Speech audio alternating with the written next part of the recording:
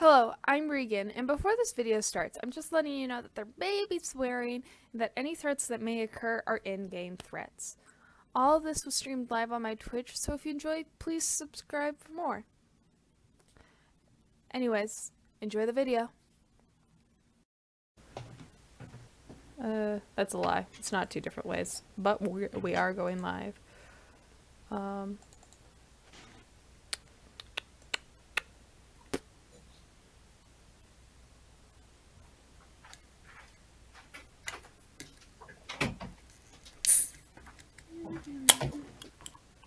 This stuff will load, that is. Yeah. Where the fuck did Angel go? Hold on. Oh, you're changing, aren't you? She's getting cozy. He's naked. Okay. Daddy? Wait, you're not live yet, are you? No, I am! Oops. I'll put the stream on. Reload player. Mod view. Okay. Let's see. Picked his rapier up from the ground. He got into position again. Technoblade raised one eyebrow. Sorry. This would go faster if you told me what's wrong with it, Wilbur grumbled. This would go even faster if you didn't fumble your basics, Technoblade retorted. Shut up. Strong demands from a boy who can't even get his left foot placed properly. Wilbur considered his words. He moved his left foot inch by inch, watching Technoblade until the man finally gave a curt nod. Wilbur sighed. See? That wasn't... Oh my god. Wilbur barely had time to throw up his rapier before Technoblade crashed his sword against it. Steel hissed. Wilbur's knees buckled under Technoblade's surprising strength. It felt like having the entire house collapse on him, and if he fell, he'd be crushed. Technoblade fell back, leaving Wilbur with his heart hammering in his chest. What was that? Wilbur demanded. You could have killed me that time. I could have killed you multiple times since you first walked in here. Technoblade gestured for him to get into position again.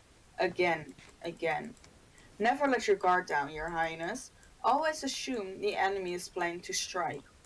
What even is the point of this? Wilbur asked. The kingdom has been at peace for gods know how long. I don't need to risk my neck for a skill that doesn't even matter. Technoblade considered him for a long moment, the silence between them only broken by the beginnings of birdsong as the rest of the world finally began to wake.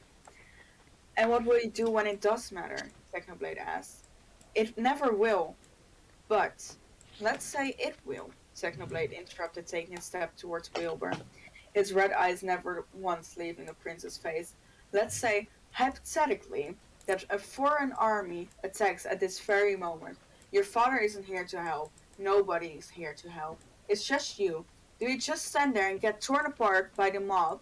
Will you run like a coward and leave your kingdom to the wolves? Wilbur flinched. That's not... Or not even an army. Consider... If you were just one very smart, very angry person, and I've got your brother, Technoblade smirked at whatever expression was on Wilbur's face. That's all it takes, you know, to kill a kingdom. A single person who knows your weak spots. So what you need to do is get rid of them. The weak spots, I mean. This kingdom is only impenetrable because Phils has long ago gotten rid of every vulnerability. There you go. So what happens when you take the throne? That's not true, Wilbur said quietly, standing in a downpour of Technoblade's words. My father, he does have vulnerabilities. He has mother, Tommy, me. But he has the power to protect them, Technoblade replied. And you don't. That's the difference. The sun had climbed higher into the sky, painting everything in gold. Through the gaps in the ivy, the warm light shone on Wilbur's skin, warming him from the inside out. He imagined the light seeping into his skin, into his bones, into the cracks of his soul until he could be made whole again. A boy of sunlight, like Tommy. He wanted the sun to burn away the tiredness, the sadness, the thoughts. He wanted the sun to burn Technoblade too, with his harsh words, made harsher by the dark truth. Wilbur took a shaky breath, letting the fresh air in and trapping it in his lungs for as long as he could, then let it out. He glared at Technoblade, then got into position. Fine, he spat. Do your worst. Wilby, you look like trash, Tommy said brightly over a plate of eggs. Thanks, Tommy. Yeah. Tommy, father scolded. No, Technoblade mumbled through a mouthful of meat. The boy is right, Phil. Wilby does look like trash. Wilbur groaned at their remarks, and then groaned some more when the movement made his ribs feel like they were cracking apart. Bruises were already starting to form up and down his arms from the various times Technoblade had knocked him to the floor. He couldn't even reach for his utensils without pain lacing up his sides. So his breakfast remained tantalizingly out of reach, right in front of him. Sorry. Tommy's initial annoyance at sleeping in and missing the blade in action was only matched by his absolute delight at seeing his older brother so battered, and then exceeded by his excitement when father invited Technoblade for breakfast to recount how terribly Wilbur had performed. It was to track his progress, or some sort of excuse like that, though Wilbur guessed father just wanted to stop Technoblade from disappearing wherever he goes off to, like last night. Did he cry? Tommy demanded, practically vibrating off his chair. Technoblade seated next to him, cut another piece of meat and chewed ponderously on it before answering, almost. Wicked, Tommy breathed. It's such a personality, I love it. It's Perfect. It's so perfectly written. It's glorious. Father Father glanced at Wilbur worriedly, taking in his bruises. Techno, maybe next time you can go easy a bit? No, Wilbur said hurriedly, wincing when his sore limbs protested. No, I told him not to hold back. Father raised an eyebrow. I doubt that. No, really, I need this, Father, Wilbur insisted. His legs felt like lead and some of his bones were definitely misplaced, but by the end of their 5-hour session, he'd learned where to strike to kill and where to strike to Incapacitate. The fuck? Incapacitate. Incapacitate. Okay. To kill and where to incapacitate, how to block attacks as much as deal them, and how to fight off stronger opponents. Which for you would be all of them, Technoblade had said as he righted Wilbur's grip on his rapier. Let the boy bruise a little, Phil, Techno said now, downing a glass of wine. It's good practice, good distraction too. Distraction? Wilbur looked at his father, but he was busy trying to force a bowl of vegetable on Tommy. When he looked again, he found himself meeting eyes with Technoblade. The other boy was considering him at length. Wilbur had caught sight of that expression multiple times in the past 5 hours, like Technoblade was inspecting him. Less with the scrutiny of a teacher, and more with the intense focus of a surgeon trying not to make the wrong cut. What? Wilbur finally asked. You have something on my face? Yes. Defeat. Wilbur resisted the urge to stick his tongue out, like Tommy undoubtedly would have done. You are a very rude guest. You are a very weak prince. I don't see what my physical that's spelled. What is prose? Prose? Yeah, Prowess.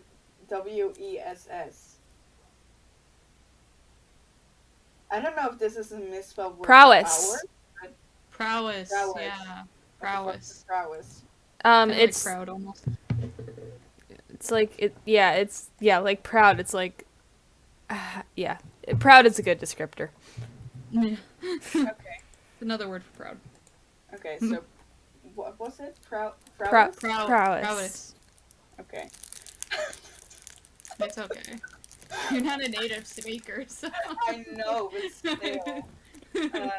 I I don't see what my physical prowess or lack thereof.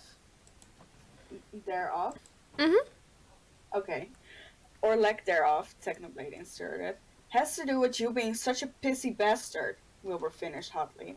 Wilbur, father said, swiftling to face his oldest son, cursing in front of your baby brother? I taught you better manners than that. I am not a baby, Tommy protested. And what does piss? I think that's my cue to go, Technoblade interrupted, suddenly rising from his seat. To where? Father asked. None of your business, actually, Technoblade replied, not flippantly or arrogantly, just stating a fact. Yep. Yep, okay. Father's grip tightened infinite. All these words. Okay. Use simple words. I'm 12. Dude, you know bigger words than I do. And I'm a native speaker. Do I? Yeah. When? A lot. Oh. I don't know. We all know what I don't know.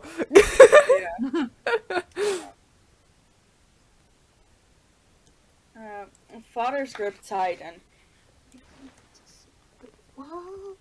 Infinitesimally. Once more. It is not. Send the Like, word. Send the fucking word. It's not a good sign that both of you are looking at me as if I'm going. No, because it sounds familiar. It sounds Yeah, that's familiar. I don't think it's the right one though. The infidelity? No, it's not. No. What is that word again? I will also send to you, Regan. Okay. Closer to 0? Infinitesimally. Infinitesimally. Mhm. Okay. Yeah, I've Father- never seen that word. Father's grip tightened infinitesimally on his spoon. I think it is my business if you're living in my castle. Technoblade shrugged. Try and stop me then. They stared at each other down. The king and his sister, red eyes on blue. A moment passed, then another. Father did not move. That's what I thought. Technoblade scoffed, and then disappeared in a whirl of fur and scarlet silk. Wilbur glanced at father, trying to gauge. Gauge. Gauge. Gauge. Yeah. Gauge. Again? What was gauge? Gauge. Yeah. I lost Like where it's engage. going. Yeah. Where did it go? Oh, there. Trying to gauge his reaction. Father had never seemed truly old, but in that moment, it felt like Wilbur was watching him age 1,000 years per second. Who is he really? Wilbur asked before he could lose the nerve. Father blinked slowly, as if coming out of a dream. An old friend, I told you. From when? He can't be that old of a friend. He's just a teenager. When did you meet him? Wilbur repeated. Father pursed and unpursed his lips, like he was trying to swallow something rancid. Why does it matter, Wilbur? Because you look at him like you look at me, and I don't know what to make of that. Father's gaze pinned Wilbur to his seat even more than the soreness of his body did. Even Tommy had fallen quiet, sensing in a way that younger siblings do that his brother was in the sort of trouble that required absolute silence. And how do I look at you, Will? Father asked. Like I disappoint you, like I did something to hurt you, and you're sad I can't remember what. It doesn't matter, Wilbur mustered what was left of his strength and rose from his seat. My other non-violent tutors are waiting. If you'll excuse me, Father. Tommy. Tommy stared back at him, wide-eyed. Father only sighed.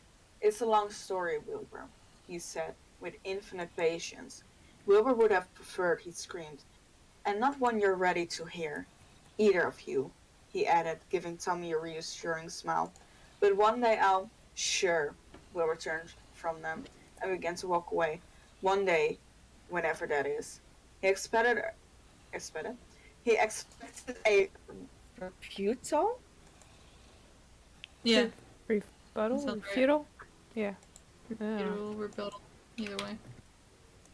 Hold on, my Wi-Fi is dying, you guys are frozen, and I don't like it. Oh no. Shh, just stay still. She won't know. She heard it.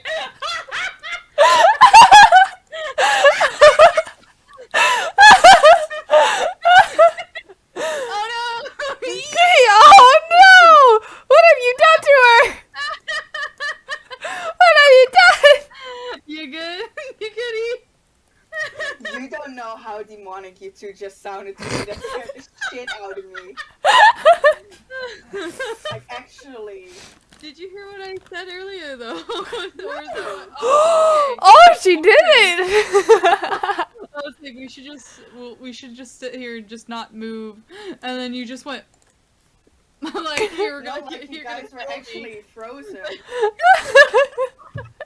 Hilarious. Oh. It looked like you were about to kill me because you heard me say that. I was like, Yeah. No. So I we literally started looked at- cackling. Oh. No, I literally looked at you like that because you guys were making demonic sounds and I was here like, What the Okay, fuck? gotta exercise the demons. yeah. I guess we're doing this. Oh. Okay. Oh, God. My tummy is so full. What was, oh yeah, rebuttal. Rebuttal. That's why. He expected a rebuttal or perhaps wanted one. But as always, there was nothing left to say. They carried on like that for months more. Every morning, Wilbur would pull himself out of bed and head down to the gardens where Technoblade would always be waiting. Even after the times he threatened to leave and the times that looked like he was truly going to. Technoblade would walk Wilbur through his stances and correct them by demonstrating how exactly it could be turned against him. The tutor was never fully pleased, but eventually they made their way through the weapons in the chest and had to request for more to practice with. Spears, knives, and axes. They never spoke beyond the usual instructions, and Wilbur never complained again, when a few weeks in he almost disarmed Technoblade during a sparring session with the rapier before Technoblade inevitably knocked him over again. I almost got you! Wilbur grinned even as he picked himself up from the floor.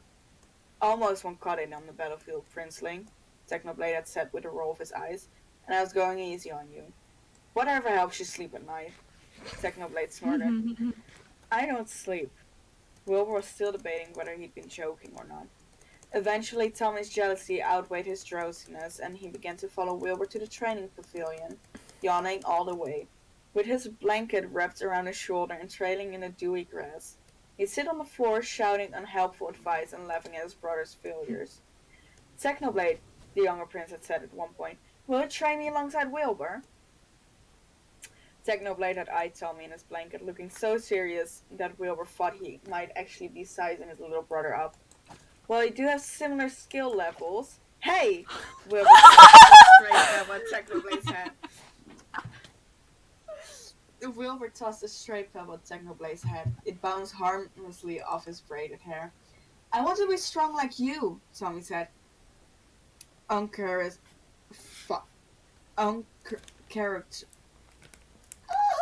Uncharacteristically. You got it. You got it. You got it. Just looking at the crying. It's so hard. It's okay.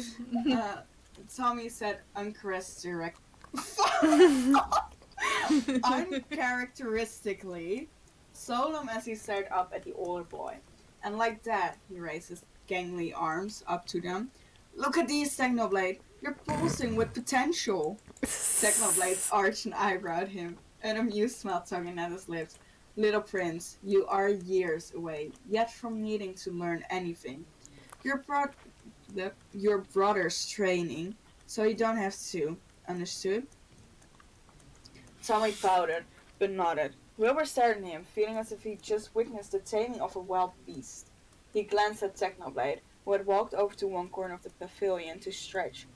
How'd you get Tommy to not kick and scream like he does when he doesn't get what he wants from me? Wilbur called out. I don't kick and scream, Tommy huffed. I let out manly whine. It's probably because he respects me and not you, Technoblade replied curtly.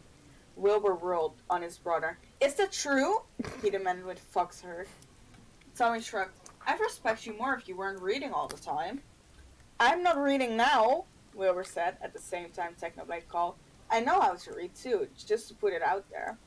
Afterwards, they would eat breakfast together. Sometimes it would just be Wilbur, Technoblade, and Tommy going over the practice session. Technoblade with his dry corrections, and Tommy with his enthusiastic, albeit often inaccurate input, but often Father would join them. And Wilbur would be lying if he said he didn't feel a bit validated whenever Technoblade praised, or as close as the man could get to praise, his improvements in front of his father. Mother had taken to waking late, and took her breakfast in her room. They'd visit her there, Wilbur and Tommy, but she'd often be too tired to speak at all. Tommy tried to introduce Technoblade to her once, but she was already asleep again by the time they arrived at her bedchambers. Probably for the best, Technoblade had said. I've been told I don't make great first impressions with mothers, mostly because I met them after I just slaughtered their children. Please reserve the morbid jokes for after Tommy's gone to bed, Technoblade, Wilbur said. What does slaughtered mean? Tommy asked. Oh. Technoblade. I tickled them, Technoblade said. I tickled them. Oh my god, Tommy's gonna be just like, I'm gonna slaughter them. Slaughter. No. Slaughter! Come here! I tickled them, Technoblade said. Oh. To death. Oh.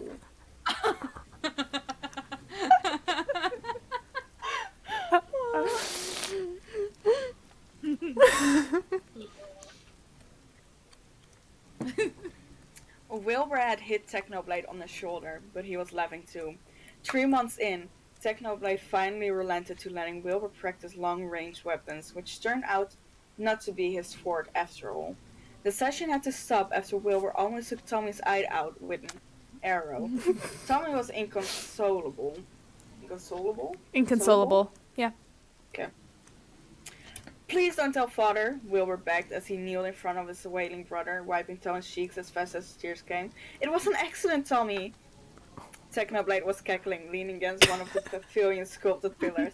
You should see your face, he managed to wheeze out between his guffaws.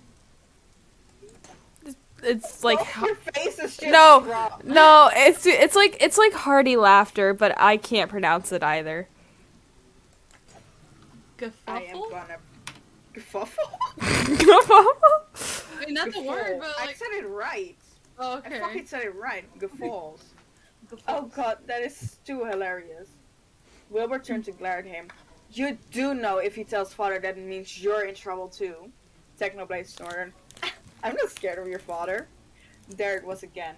The arrogant dismissal, as if Father were nothing to him. Wilbur clenched his jaw to keep the barbed remarks from spilling. Tommy was still wailing, his tiny face turning red from the effort. Okay, Technoblade said after a long moment. That's getting annoying now. Stop. Tommy didn't. Tommy, stop. Technoblade said more loudly. Tommy stopped, only to wipe his nose on his sleeve, hiccup, and then will again. What's wrong with him? That usually works, Technoblade grumbled, stalking close to them with the caution of a hunter approaching a wild animal. Welcome to the world of Big Brotherhood, Wilbur replied bitterly, still wiping gently at Tommy's face. We hope you enjoy your stay, but most likely you will suffer. Technoblade came to kneel beside Wilbur. Tommy, Technoblade demanded, that is very irritating what you're doing. Please quiet down. Tommy responded by crying louder. Oh, for the love of, what will it take for you to shut up? I'll do anything at this point. The crying stopped immediately. No. Oh god. Wilbur put his face in his hands. You're not supposed to say that, Techno. You're never supposed to say that. What? What? Technoblade demanded, panic seeping into his voice for the first time since Wilbur met him. What did I do? What the hell did I do? Tommy sniffled. You said you'll do anything? Yeah. Realization dawned on Technoblade's face. Well, not anything per se. Tommy's eyes began to water once more. Okay. Technoblade ran his hands across his face in frustration. Fine. One thing and you'll shut up forever. I want to braid your hair, Tommy said at once. Technoblade blinked. What? What? Wilbur echoed. You once got me to let you ride me like a pony across the castle, and you asked him to let you braid his hair? Tommy nodded with all this solemnity. So, you're pronouncing the first part right. I don't think that's how you pronounce the full word though, but I don't know. Where did it go? Solemnly? I lost the word. Solemn. Fuck. Oh. Okay. Solemnly? Solemnity. Solemnity? Solemnity. Solemnly. I'm just gonna say solemnly. I can't. Yeah. Not. That's what Google said though. Google Weird. speaks to me. It's the same thing. Solemnity. Okay. Okay. Yeah, so. I mean, Google said it. Yeah. If Google says it, it's true, right, Angel? Yeah. Well, it's usually for the American way. Every other way, no. Yeah. Yeah. Tommy nodded with all the solemnity of a judge announcing someone's death sentence. Wilbur and Technoblade exchanged glances. Technoblade one of bewilderment, and Wilbur one of utmost betrayal. That was how they found themselves wasting the morning away, sitting together on the damp grass. Wilbur leaned back on his hands and raised his face to the sun, letting the light settle against his skin. He could hear Tommy scurrying around gathering flowers as the spring breeze blew through the garden. For a moment, all Wilbur could feel was a sudden all-consuming affection. Not for anything in particular. For everything. For the brilliant spinning wheel in the sky turning everything into burnished gold. For the soft dirt beneath his hand, for the air in his lungs and the pollen on his tongue. For the distant sound of his brother's footsteps. For the boy sitting beside him that again, against all odds, Wilbur found he might actually like beyond mere tolerance. For the levity that had started to chase away the more exhausting thoughts. He cracked one eye open and found Technoblade staring at him again, with that all too serious look. What? Wilbur asked. Can the man be glad that he's not getting tossed around for one morning? Technoblade scoffed. Don't discredit my teaching skills like that. You've been getting tossed around less and less these days. Was that meant to be a compliment? None of my compliments will ever be meant. They will be passive-aggressive at best, openly hostile at worst. Oh, of course. We have to pry positive affirmation from your cold dead hands. Is that it? Only way you'll learn it, Technoblade confirmed.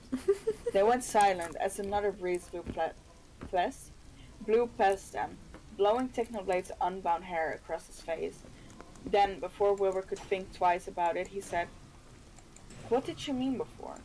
When you told Father our tutoring sessions were a distraction. A distraction from what? Technoblade's expression darkened for a fraction of a second. Before he schooled it into careful neutrality, he struck nonchalantly. Well, growing boy like you, you're meant to have hobbies beyond whatever you were doing before. I read, Wilbur said. And play music. That was a sufficient distraction, I think. Not according to Philza. Why do you talk like that, by the way? Wilbur shifted to look Technoblade squarely in the eyes. You call the king Philza, which I can excuse because you're, well, you.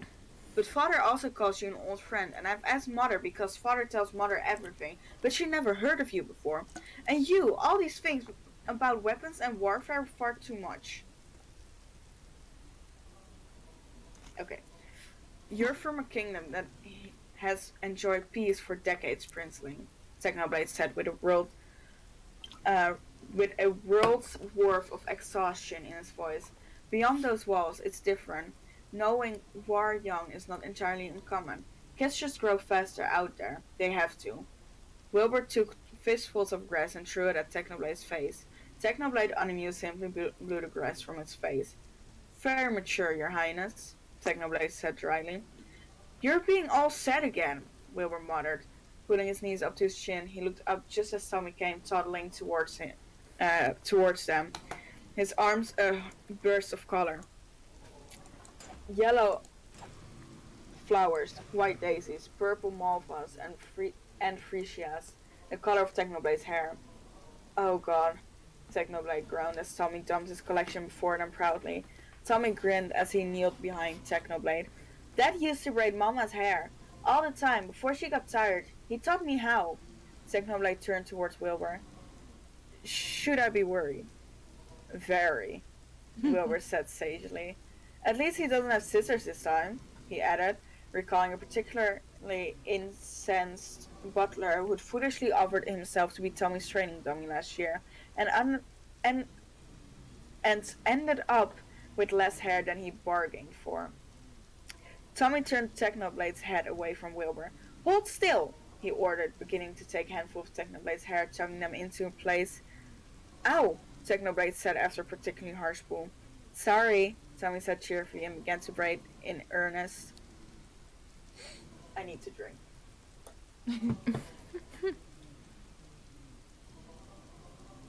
Why the fuck does he keep putting his I have no idea. Twitch and socials? It's annoying me. Fuck off. Oh, no, stop! I clicked on speak out loud.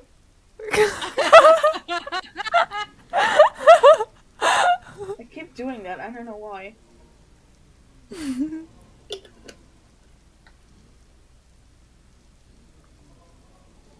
My lips are dry as hell from all this reading. Yeah. Every time. Every fucking time. Yeah. Okay. Wilbur sat back and watched them in silence. His ferocious tutor and his even more ferocious younger brother. The sunlight seemed to catch in the tangles of Tommy's hair, making it shine like a golden halo. Wilbur had never seen anyone as focused as Tommy was in that moment, working through Technoblade's hair, pausing only to debate on what flower should go where. And Technoblade for his part did not move at all, or let out so much as a word of complaint, even when Tommy took the time to educate them all on what exactly each flower meant. I could write a song about this, Wilbur mused, and then marveled at the thought. It was as if a block he'd been carrying for years lifted, and its art was now inches away from his hands. If only he'd brought his guitar with him today. Tomorrow, he promised himself. I'll write our song tomorrow. There, Tommy said, at last, tying the end of the braid off with the red ribbon Technoblade often used himself. Wilbur blinked in surprise. Tommy, that's actually good. Really good. Technoblade reached back and ran his hand delicately over the elegant braid and the flower woven into it. He hummed appreciatively, then caught himself before he could fully smile because he was still Technoblade after all. Decent, was his only comment. I'm not done yet, Tommy said, and produced one more flower, a single yellow rose. This one's my favorite, he added as he gently tucked the flower behind Technoblade's ear. The one that had the emerald earring that Wilbur had found so familiar because it means friendship. Technoblade stiffened, his mouth opened and closed like he was trying to breathe but forgot how, before he finally said, Are we friends then? Tommy stood and brushed grass from his pants. Well, obviously. Obviously. Oh hey! The sudden excitement in Tommy's tone caught both Technoblade and Wilbur's attention. He began waving to someone in the distance. His smile was bright as life itself. It's Dad and Mama! Mother? Wilbur was on his feet at once, his heart hammering in his chest like a moth set aflame. Sure enough, there was Mother, out in the sun, once more, for the first time in over a year. Wilbur took in a shaky inhale, not daring to breathe again, as if the image before him would dissipate, like smoke. Mother smiling at them as she walked arm in arm with father through the garden. Tommy ran as his tiny legs could carry him and launched himself into his mother's arms, waiting in their ah into their mother's awaiting arms. Wilbur couldn't ignore the brief flash of pain that flicked over his mother's features as she gathered Tommy into a hug, but neither could he help his relief at seeing her walk at all. Well, Technoblade said from behind him. Go ahead then. Wilbur turned to his tutor and, before Technoblade could protest, took him by the wrist and dragged him over to where Mother and Father were, waiting. Father's smile was gentle and welcoming, and Wilbur could almost forgive the sadness that remained in his eyes, like a ghost hovering at the edges of a celebration. You must be Technoblade, Mother said happily, carrying Tommy in her arms as she addressed the tutor. I do apologize that it has taken us too long to be acquainted, though Phil had been telling me all you have done for our Wilby. Wilbur expected Technoblade's usual icy jet and was quite surprised when he bowed his head in what could pass as deference? Defiant? I Yeah, don't know. Maybe. Meh. Sounds right. Sounds right. Yeah. It sounds right, but it also sounds wrong. Exactly. Deference. There you go. Okay. His head in what could pass as deference to an untrained eye. It is a pleasure to meet you, Your Majesty. Your sons have told me much about you. Mother gave Technoblade a conspirational grin. Conspiration? The fuck? Conspiratorial. Does that sound familiar?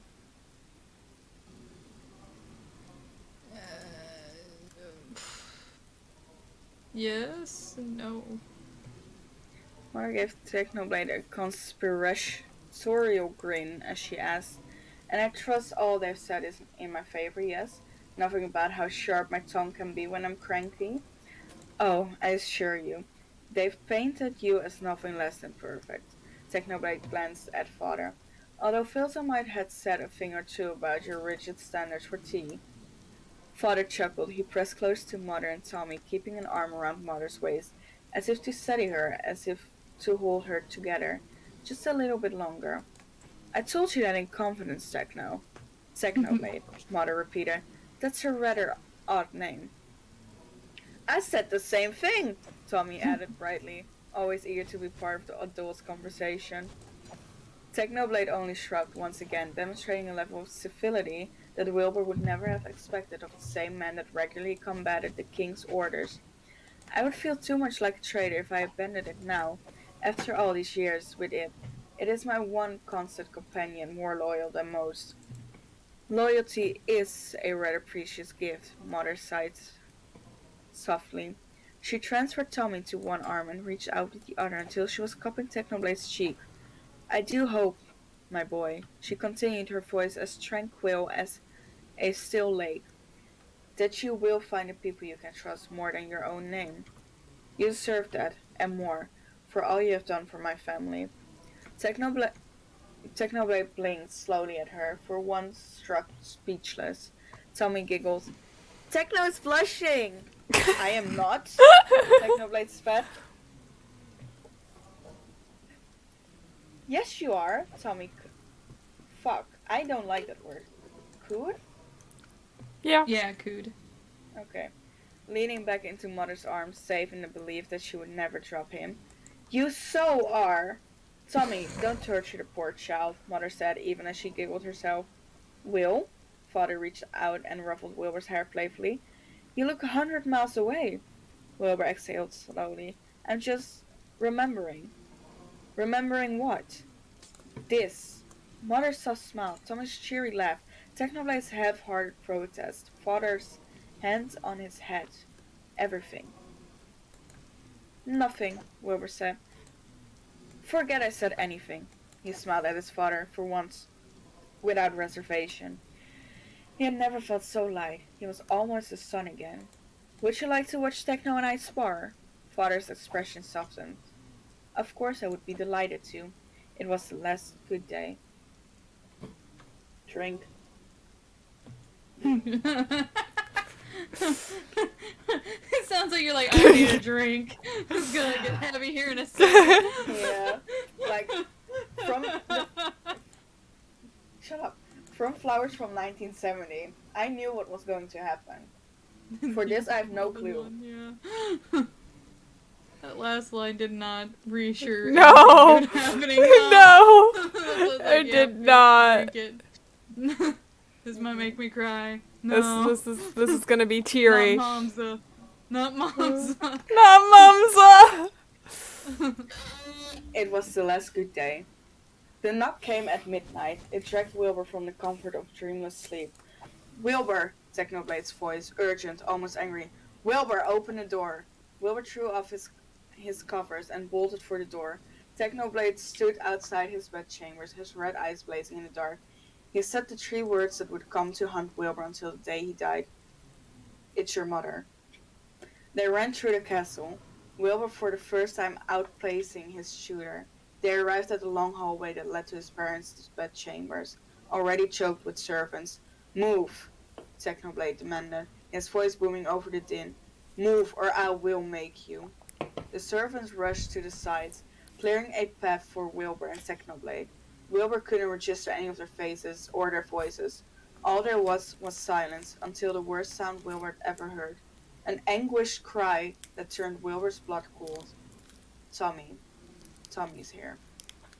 He burst into the room and found his brother curled into a ball by the foot of the bed where his mother lay, sleeping. No, not sleeping. Not sleeping, not sleeping, not sleeping.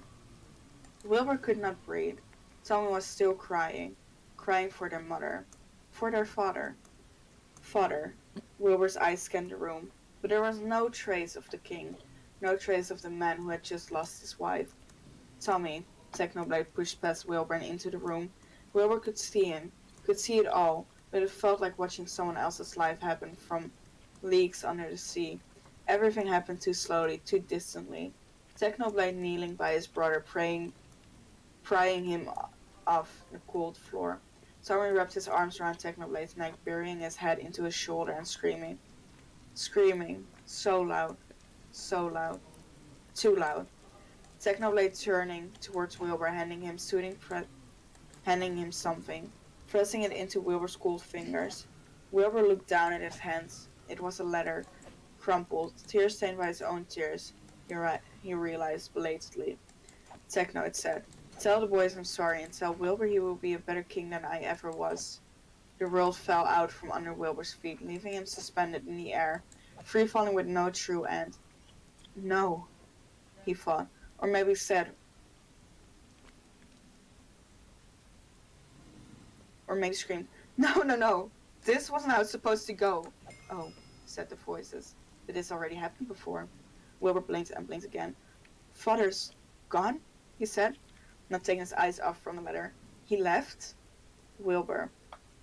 Technoblade's voice rising above Tommy's agonizing sobbing. Was that worry in the other boy's voice? I found the letter slipped under my door, and by the time I came here it was too late. Your mother, she was also gone? The letter began to shake violently, or not the letter, Wilbur's hands, but she was just here. This morning she watched us spar. She was smiling, she was alive. Technoblade, This was inevitable. Wilbur clamped his hands over his ears. Shut up! It was meant to be. Go away! Wilbur fell to his knees, pressing his hands tighter and tighter to block out the sound. I thought I'd gotten rid of you. You said you were going to leave me alone. A sudden pain laced up Wilbur's arm, and he opened his eyes to find Technoblade kneeling in front of him. His hand an iron grip around Wilbur's wrist. Tommy was gone. When did that happen? And the silence he left behind was almost as bad as the screaming. Come back to me, Wilbur, Technoblade ordered. Who do you hear? You, Wilbur said haltingly. No. He was not for this act, not for this stage. And the voices. Technoblade nodded, easing his grip on Wilbur's wrist. I can help you. No one can. Wilbur squeezed his eyes shut, but all he could see was Mother's still form. Father's letter. Wilbur, look at me. Wilbur shook his head. I can't. Then listen to me. I can help you, Technoblade repeated firmly. Because I have voices too. Wilbur's lungs began to ache with the quickness of his breath. You do? He sounded like a child seeking comfort from a distant figure, but there was too much pain to make room for shame. I do, Technoblade said. So breathe with me until they go away, and we can figure it out the next step, together. That was all they did. They breathed in and out and in again. Technoblade's hand on his wrist and a sickly sweet smell of rotten flowers keeping him rooted to the ground, to the universe. In and out and in again. And in between one breath and the next, Wilbur finally remembered where he'd heard the name Technoblade before. Father, Wilbur swallowed down a sob. He told me a story once when I was young, the first time the voices ever talked to me. He told me a story about an immortal god who was doomed to hear voices in his head forever.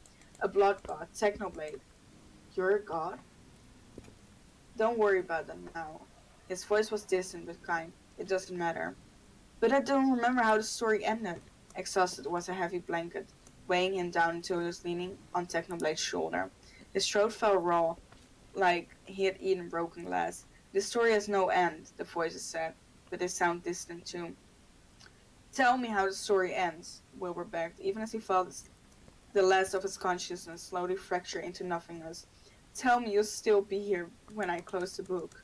Wilbur, Technoblade mumbled something too low to hear, and then he said, Okay, I'll be here. Wilbur wanted to say more, or perhaps he didn't.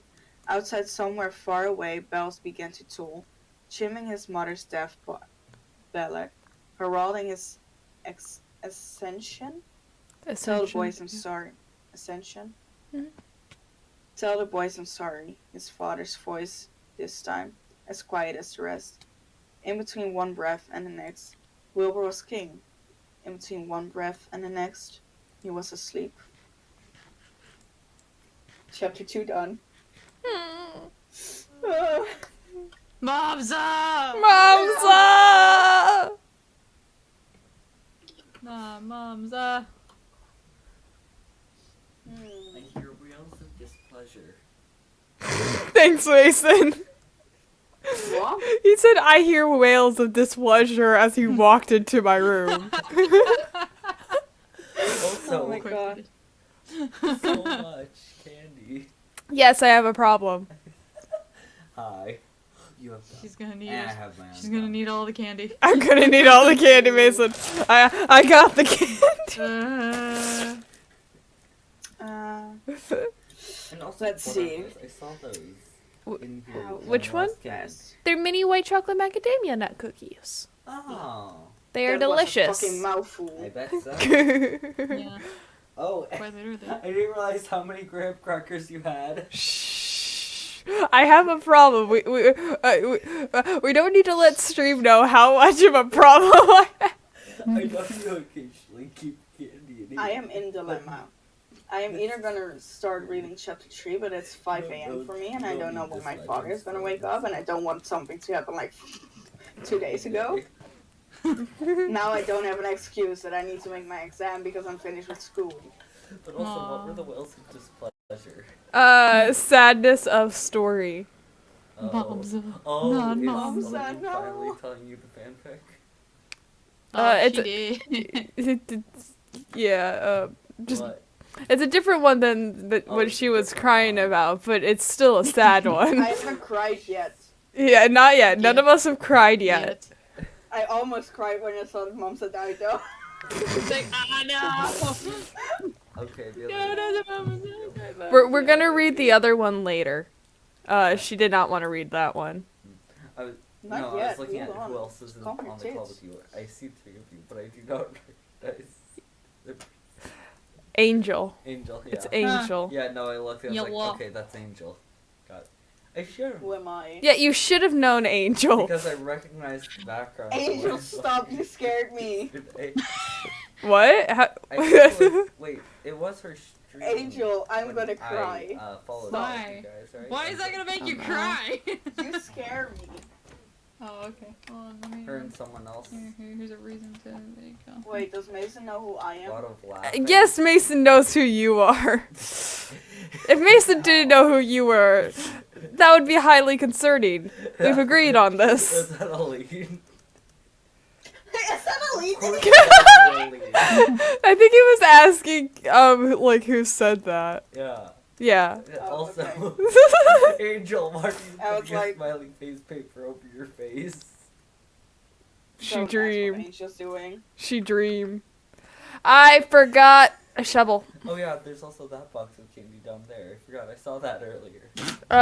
No, that's Your Ian. brother's just calling you out on the Yeah, he's really calling me out on my problem. The worst part is I was thinking of getting Starbucks after school as well. Right. I know, I have a problem. So to cheat. I need some Starbucks in my life.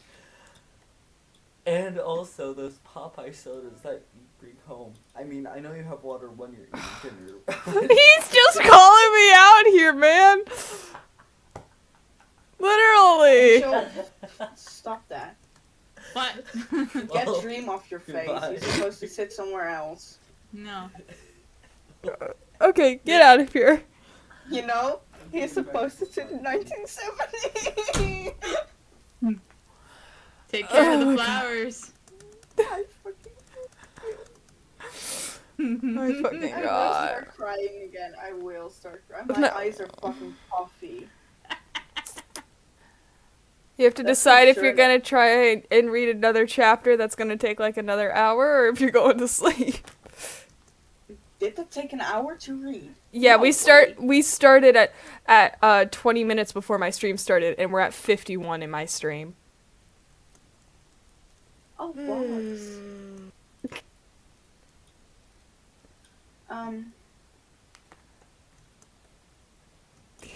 We'll just see. You're gonna Let's you're gonna risk getting in trouble for more Passerine. I just gotta learn to really quickly jump into bed, turn off my computer.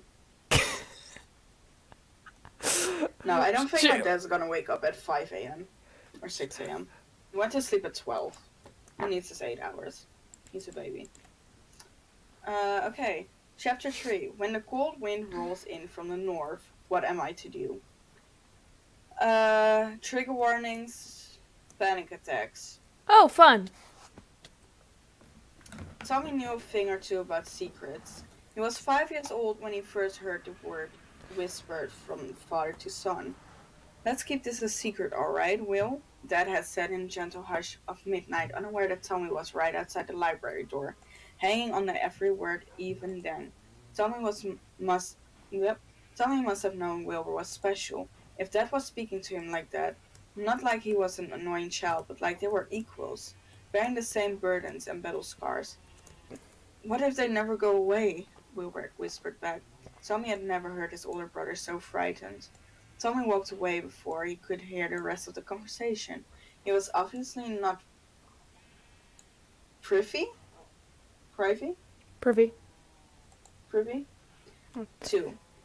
Looking back, perhaps some parts of him wanted to preserve his gilded image of his older brother, like a dead fossil crystallized in amber.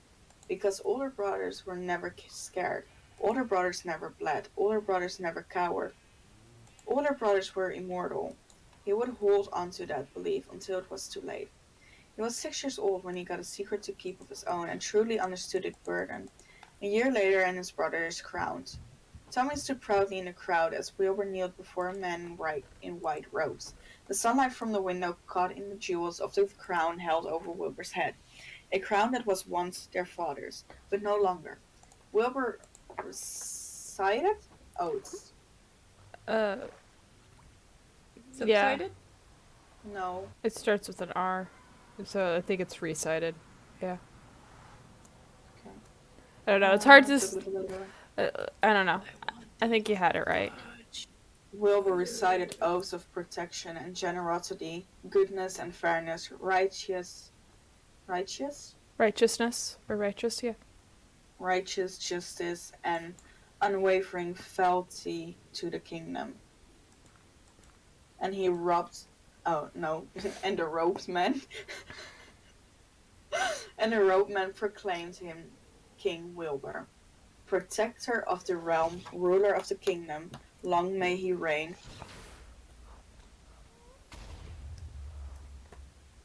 Why are you Sorry, that speaking? looks yummy. Huh? What? Oh. Something on our shit side. Why are you speaking?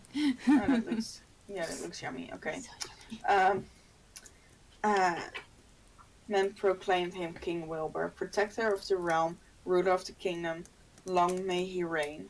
Tommy had cheered the loudest, enough to shake the rafters above, and when Wilbur smiled, he knew it was just for him. 2 years later, on the cusp of his 10th birthday, Tommy asked Technoblade the same question he'd been asking since they met. Will you train me? This time, Technoblade said yes. Time unfurled like unbound parchment, rolling off into the distance without Tommy's notice. They grew together, him and his king brother.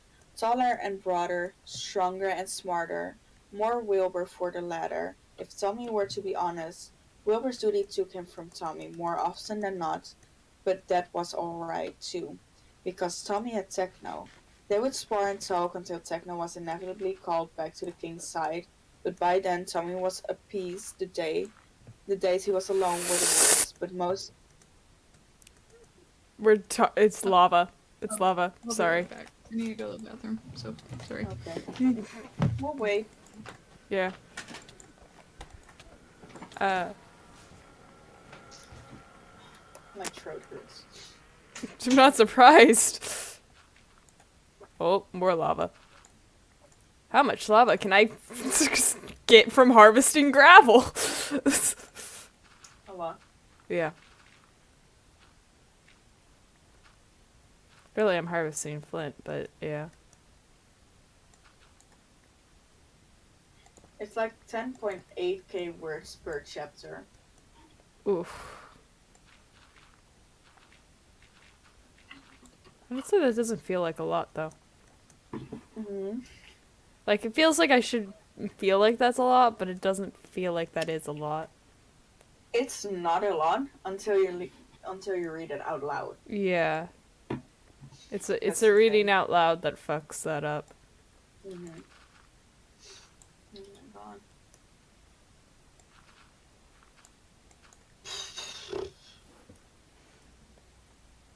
Throat be going woo. Lips be going deaf. It do be going deaf. I love how Mason just enters my room with "I heard wails of despair." Yeah. Not mom's, Not Mom's, how could they do this to us? How could they How kill did you her? misplace that one? How did I misplace what? That one block to block off the lava. I replaced nothing. I don't misplaced nothing. I don't know what you're talking about. Mm-hmm. Shit, I don't want to be using the silk touch. The silk touch is one to be used later.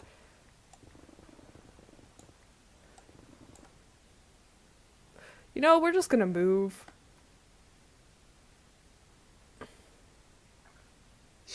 There we go.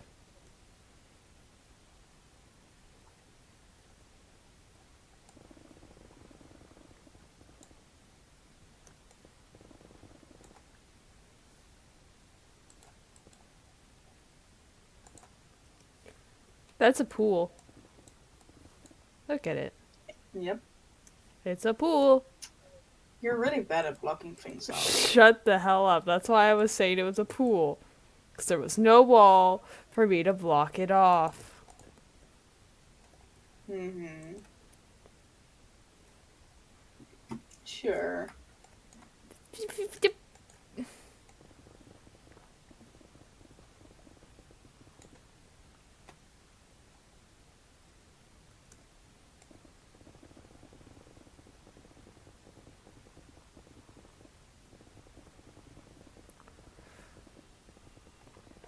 Papadow.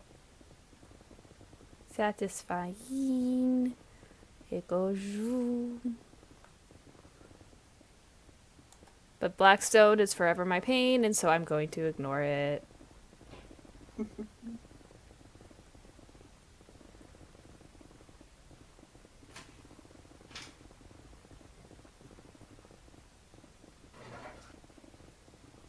Mining out the the junk.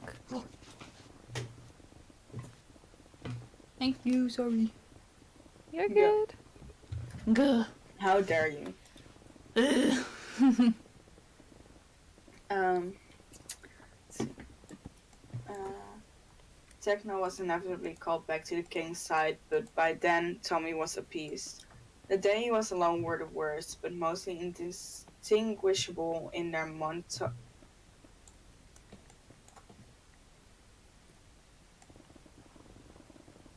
What? monotonous quiet. I am butchering that word so hard. Send it. Like, it, Modestly quiet? no. There are like too many O's for me to understand that one. Oh. Monotonous. Monotonous. It's like almost That's like literally what I said. It feels wrong. monotonous. Monotonous. I don't think maybe. I don't know. Google Monotonous. says. Okay. Yeah. So I read it the same as you would, Paul. Angel knows the actual pronunciation. Well, I googled it. You I was Googled like, I it. know that word, but it's like I never seen how it's spelled. Okay, no.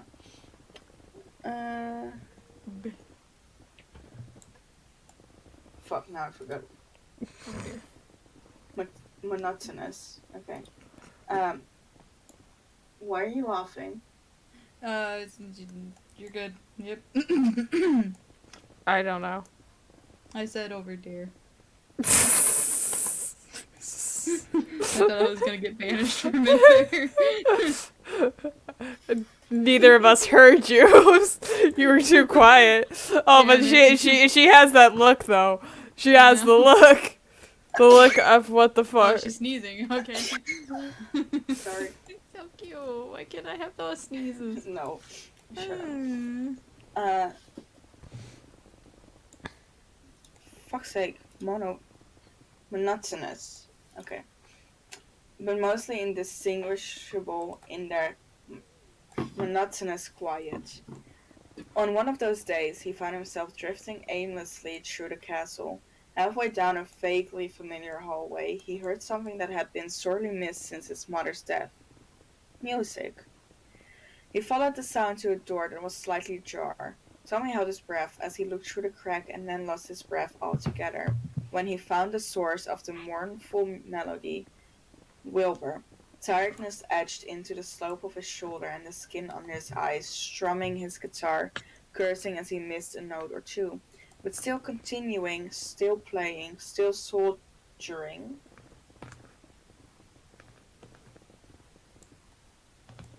Yeah? Yeah. Soldiering on. And with him was Techno blade uneasily over the strings, his bow arm moving fluidly through the air. Both of them had their eyes closed, so completely lost to their own music, and Tommy knew, deep in his gut, that this was a world he could never breach, and so he closed the door and retreated to the silence. At 15 years old, Tommy was the oldest he'd ever been, but he never felt so young.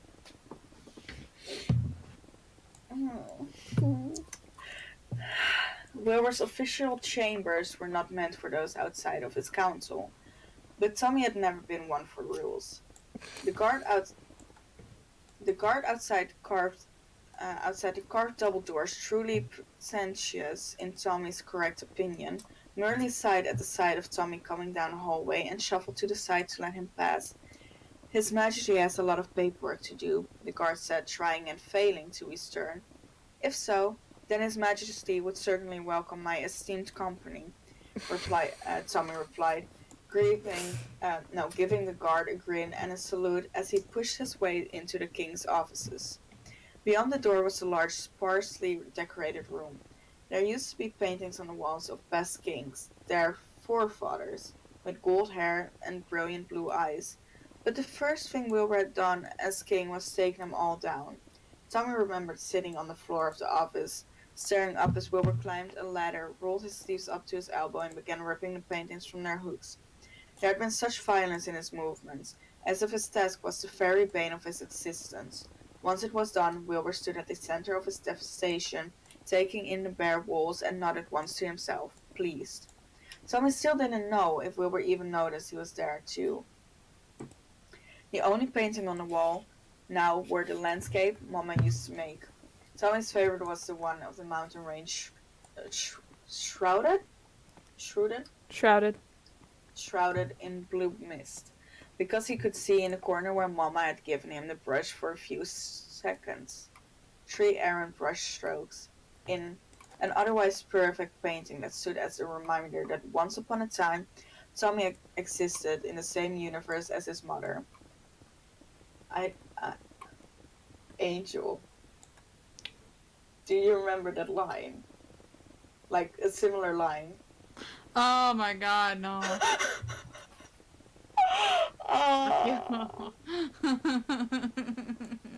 Once upon a time, 50 years apart. Ah. Oh, I'm giving Regan spoilers.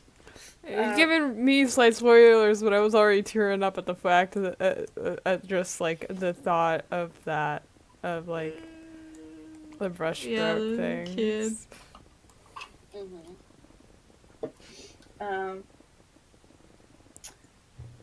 Tommy had existed in the same universe as his mother. Bookshelves stood against one wall, with the other 2 set with floor-to-ceiling windows overlooking the gardens outside. At the center of all things was a desk and a king. Wilbur sat scribbling away at a roll of parchment.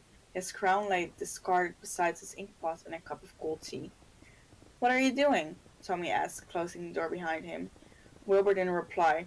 He gave him no indication of even hearing him. Tommy rolled his eyes and produced 2 apples from his pocket. He made his way over to the desk, moving over a stack of heavy, important-looking books, and hauled himself up to a sitting position, his legs dangling over the edge. "You've been here all day, you know," Tommy said idly, balancing one of the apples on the tip of his finger. "Miss breakfast and lunch." Wilbur only grunted in response. "Kingdom's on fire," Tommy continued. "Rioting in the streets, the guards are staging a coup." A coup? Yeah, cool. Okay. "Techno is leading them." "Sure, Tommy," Wilbur said non-committedly, reaching to dip his quill into the inkpot. Tommy casually moved the inkpot out of his reach. Wilbur glared up at him, finally acknowledging him, albeit with annoyance. "What do you want, Tommy?" Wilbur asked, irritable.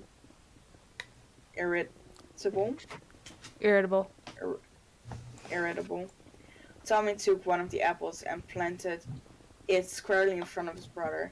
"Starvation's a pretty shit way to go," Tommy said. "Find a less dumb way to die." Wilbur stared down at the fruit as if he had never seen one before. "I'm not hungry," he said. At the exact moment his stomach started to growl. Tommy snorted. "How embarrassing for you." "Shut up," Wilbur was putting down his quill and reached for the apple. Tommy bit into his own and to hide his self-satisfied smile. Tommy leaned over to catch a glimpse at whatever Wilbur was writing. His brother's familiar looping script had already covered most of the page with words like intentions and fortifications and conscription. "Conscription?" Tommy repeated around a mouthful of apple.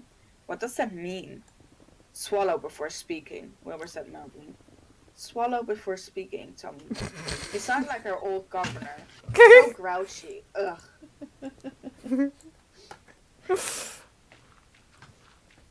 He'd inhaled too quickly. Unchewed apples slid suddenly down his throat and lodged there.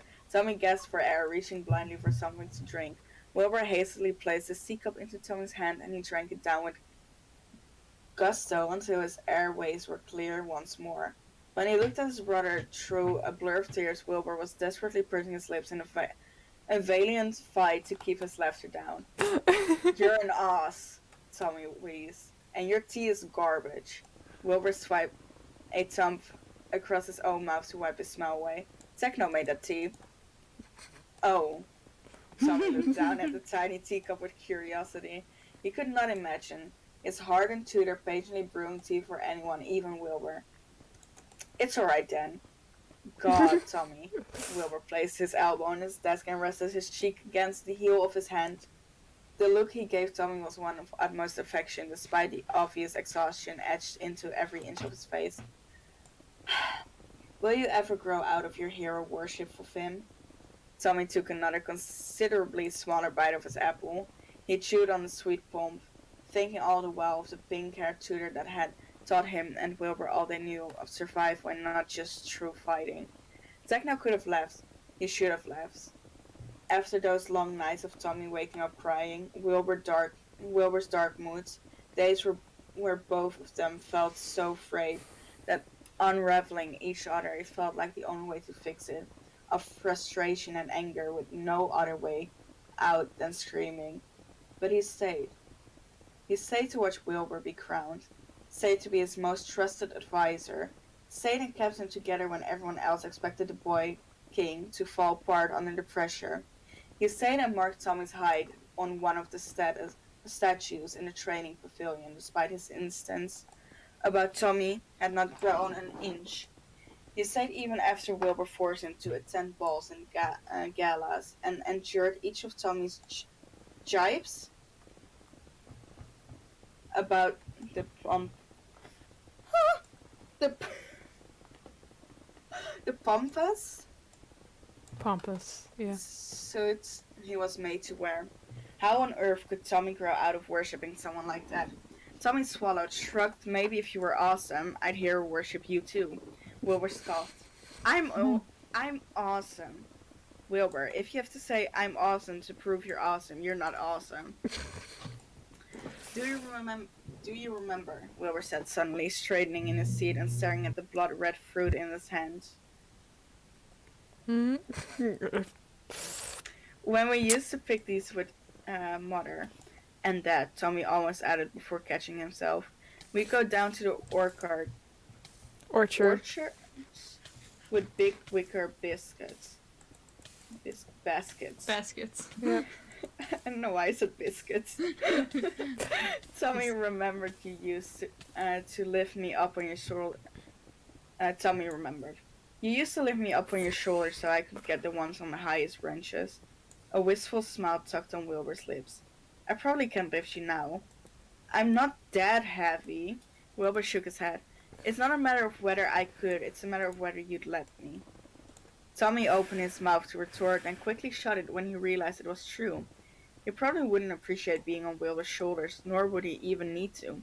He'd hit the growth spurt sometime last year, incensing Techno greatly when it was clear Tommy would be taller than him if he kept up the pace. That meant he would soon be taller than Wilbur too.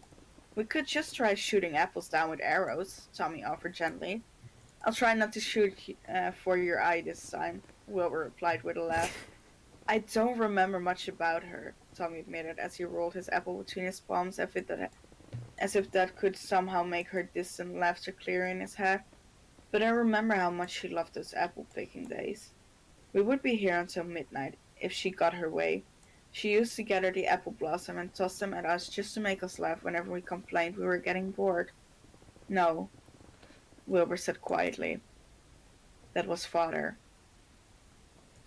Tommy wanted to kick himself. Oh, well, I'm sorry, I guess I told you I don't really remember. It's alright, Tommy. There's no need to apologize. Wilbur tossed his apple high into the air and caught it gracefully with one hand. He abandoned you too. They polished off the rest of their apples in silence, neither of them saying another word about the phantoms that had been hanging over them for nearly a decade. It seemed to Tommy that people were haunted by two types of ghosts. The ghosts of those who died and those who left. It was just his luck that he had both. When they were both done, Wilbur silently rubbed the cords in an extra sheet of parchment and placed it on the edge of his table for later disposal. As he did, Tommy's attention was drawn back to the letter Wilbur had been working on when he entered. You didn't answer my question, Tommy said, idly kicking his heels against Wilbur's desk. What does conscription mean? Wilbur sighed as he took up his quill again. You don't need to know, Tommy. Tommy bristled at the careless dismissal. I'm a prince of this kingdom, Wilbur. I deserve to know. Wilbur quirked an eyebrow at him.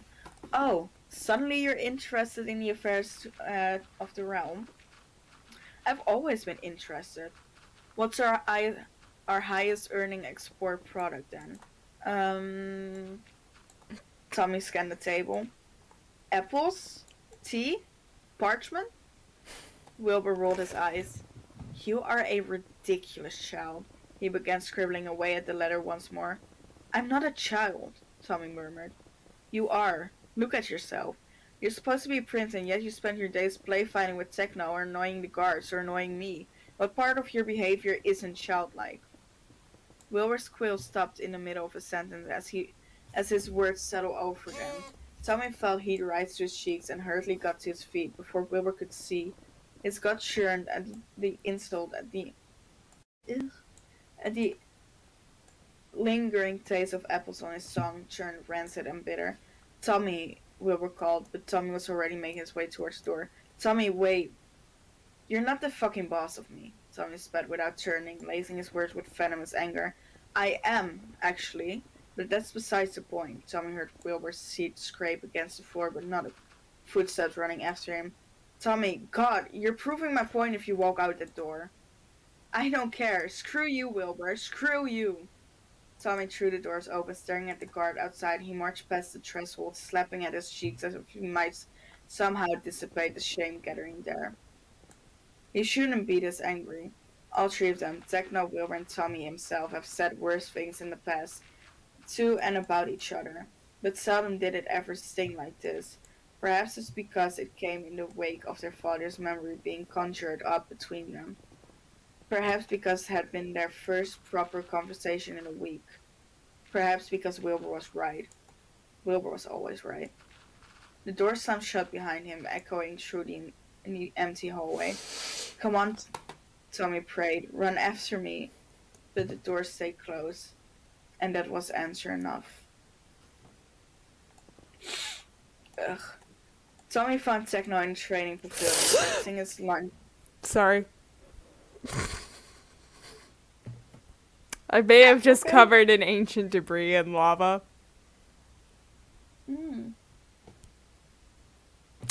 That works.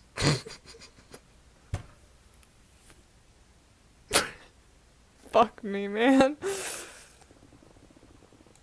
Sorry, continue. Oh, there's so much more to go. God fucking damn it. Right? No, my wrist is like so itchy and I don't know why. Like, look. Fucking red now. What the fuck? Stop scratching, bitch belly. I don't know why I'm itching it though. And it's still itchy. You're dumb. So dumb. True. Brr. Okay. But Tommy found Techno in the training pavilion, practicing his lunges with the silver trident Wilbur had gifted him a few years back. Technoblade took one look at the expression on Tommy's face and tossed him a spear that had been leaning against one of the statues. Wordlessly, they took their positions in the middle of the pavilion, sizing each other up for a moment before jumping into action. After 6 years under Techno's tutelage? Tutelage?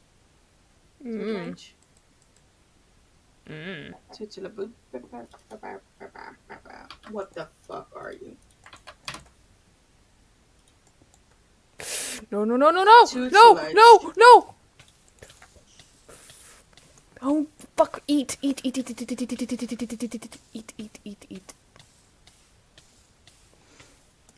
Yeah?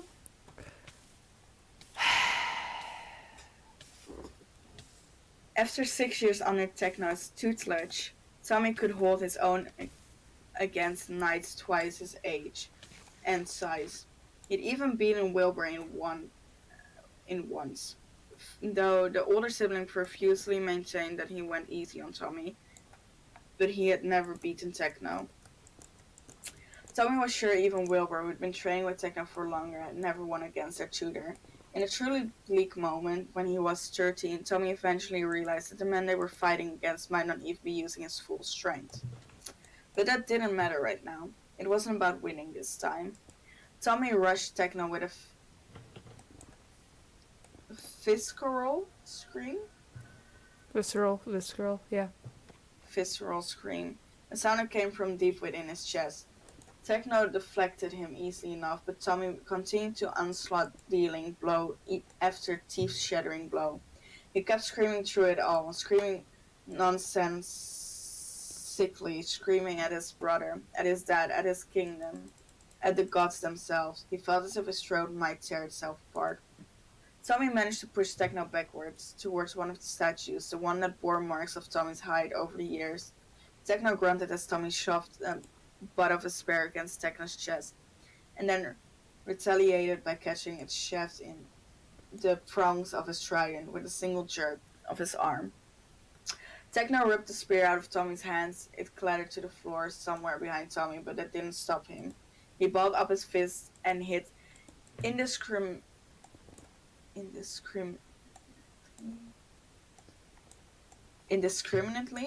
at Techno, his knuckles finding an arm, a rib, a collarbone. And Techno merely stood there, taking all of it. He let Tommy burn his anger away into exhaustion without a word of protest. When Tommy collapsed to the ground, a heaving, sweaty mess, Techno silently placed his own weapon to the side and laid down beside him. They spent half an hour just like that, staring up at the roof, listening to Tommy's harsh breathing slowly wind down. Neither of them spoke. Neither of them needed to.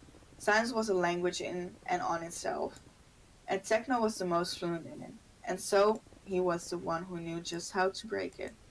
Let me guess, Techno drawled. You and Wilbur had a fight again? Tommy exhaled through his nose. Call me an annoying child, he muttered. He does that every day, Tommy. I know. It was different this time, though. He might actually have meant it. Ah, there was a rustle of fabric as Techno crossed his arms under his head. Well, Wilbur's not having a very fun week, so I'd take anything he says with a grain of salt. I wouldn't know that, Tommy grumbled. Neither of you tell me anything. You never expressed a desire to be told. I would appreciate being told regardless. Noted then. Another moment of silence stretched before Tommy whispered, He didn't even run after me. He would have before. Out of the corner of his eyes he saw Techno shift so he was looking down at him, arm raised against the floor. When Techno spoke again, his voice was patient. Before what? Before he was king? Tommy sighed. He felt like his lungs had come loose in all the chaos. Everything in his chest was all too tight, all too sore. He closed his eyes against the pain. Seeing his brother in the darkness, brown curls falling over his eyes as he bent over his guitar, smiling at his own music. Tommy would give anything to hear Wilbur play like that again. No, Tommy began, rethinking his words even as he was saying them. Being king has nothing to do with it. I mean it was different before he started choosing being king over being my brother. Oh, Tommy. The sadness in Techno's voice made Tommy's eyes snap open. You think he has a choice? Tommy rolled over to finally look Techno in the eyes. Not much has changed with Techno over the years. He still kept his hair long and occasionally let Tommy braid it. His hand remained as scarred as ever, with some fresh ones now and again from adventures he told no one about. And he still wore shirts with too many ruffles for Tommy's taste, but he no longer had the emerald earring he used to wear when they were younger. Tommy couldn't remember the last time he'd seen Techno with it. In its place was the sapphire Tommy had given him 2 years ago, mostly as a joke, and he'd only admit he was pleased to see Techno wearing it under the threat of death. Techno's expression was shuttered in that weight of his whenever uncomfortable topics came up. His best. State secrets. Dead. Something's really happening, Tommy said, watching Techno's face carefully. Something bad. Techno's face remained unchanged, save for the telltale quirk at the corner of his mouth that signaled his anger. Tommy had only seen Techno truly angry a handful of times. He was not eager to add to that list. Things are a bit fragile right now, Techno said, but I'm trying, I really am, and I need you to know that, Tommy. I do, Tommy said resolutely. Yeah. I trust you. Because while Techno had stayed when Tommy and Wilbur were at their worst, they repaid him in kind. A few years into Wilbur's reign, Techno had taken to studying up on his statesmanship and politics and etiquette, right? Etiquette. Yep. Etiquette, as if his very life depended on it. It was the only aspect he was lacking in, he'd say, he'd said, and he needed to cover for Wilbur when Tommy and Wilbur couldn't understand his sudden zeal.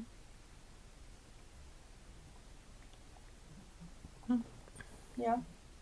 Huh? They still zeal, Z-E-A-L. Zeal? Yeah. Yeah. Yeah. Okay. They still knew that their children needed rest as much as any other human being. So they developed their own system of getting Techno to eat and drink, and oftentimes had to physically pry him away from the library. Techno eventually relented to calming down after he knocked Wilbur to the ground in one of their struggles to get him to bed. And when he sometimes disappeared in the middle of the night or went off to God knows where for days on end, they simply welcomed him back when he was ready, no questions asked. Partly because the look on Techno's face after his little escapes implied that whoever asked would be thrown over a balcony. Yeah. Sounds truthful. Yes, sounds right. Sounds about right. Particularly. Yeah. If things are so bad, why are you here then? Tommy asked. Shouldn't you be at the king's side, Sir Right-Hand Man?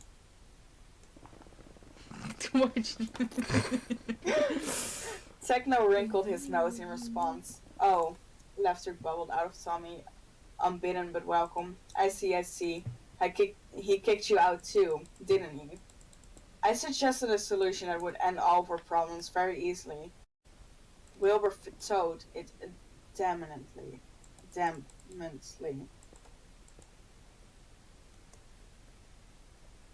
Yeah.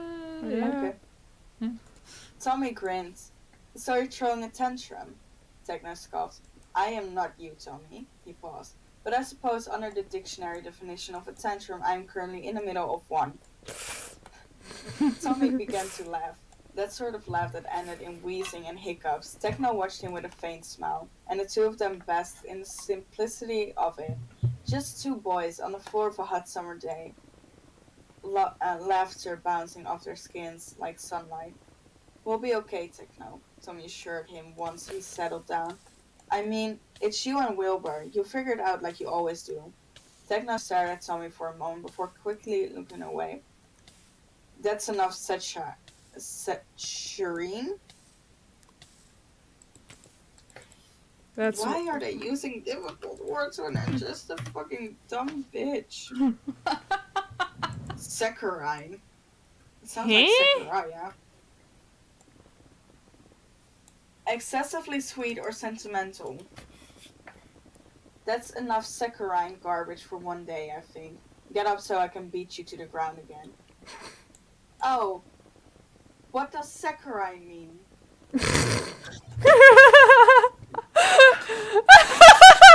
Of course. It means you need to brush up on your vocabulary, Tommy. okay. I offered Tommy a hand. Tommy grinned as Techno pulled him up, and though his palm was scarred, it was warm. Tommy rolled his shoulders back until he heard a satisfying pop of his bones righting themselves. He and Techno had sparred until the sun went down, at which point a messenger had arrived to inform Techno that King Wilbur had said uncle and was crying for help. Not in those words, but close enough in interpretation. Go, Tommy had encouraged when Techno had hesitated on the steps leading down from the train pavilion. At least one of us is welcome back in His Majesty's good graces. You should be looking for a way back into yours, Techno had replied and was gone. Tommy had spent the rest of the evening stabbing at a training dummy with his parents until another servant arrived to call him to dinner, which, unsurprisingly, he ate alone in an empty dining room. Afterwards, he made up his mind to swallow his pride and found his way back to Wilbur's offices. The guard standing post outside was gone, which meant that Techno was still inside. After all, who needed guards with Technoblade there.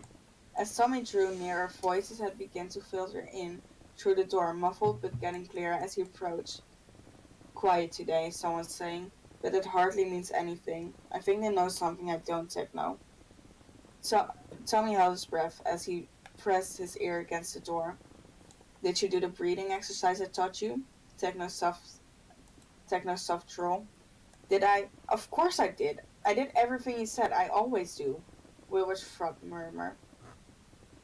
Then why won't you let me do this for you? Do what? Tommy had leaned in as close as he dared. Because it won't help, Wilbur had said. It sounded as if this was an argument they'd had a million times before. We don't know why they're gathering at the border yet. You've studied history. Nope. You know nothing good ever comes from this sort of maneuver, Wilbur. Meanwhile, the longer we wait, the less prepared we'll be when they, if they do, Wilbur interrupted. We are not entirely unprepared. I've sent the conscription notices. There was a loaded pause. You did? Tommy didn't know if Techno would sound more impressed or indignant?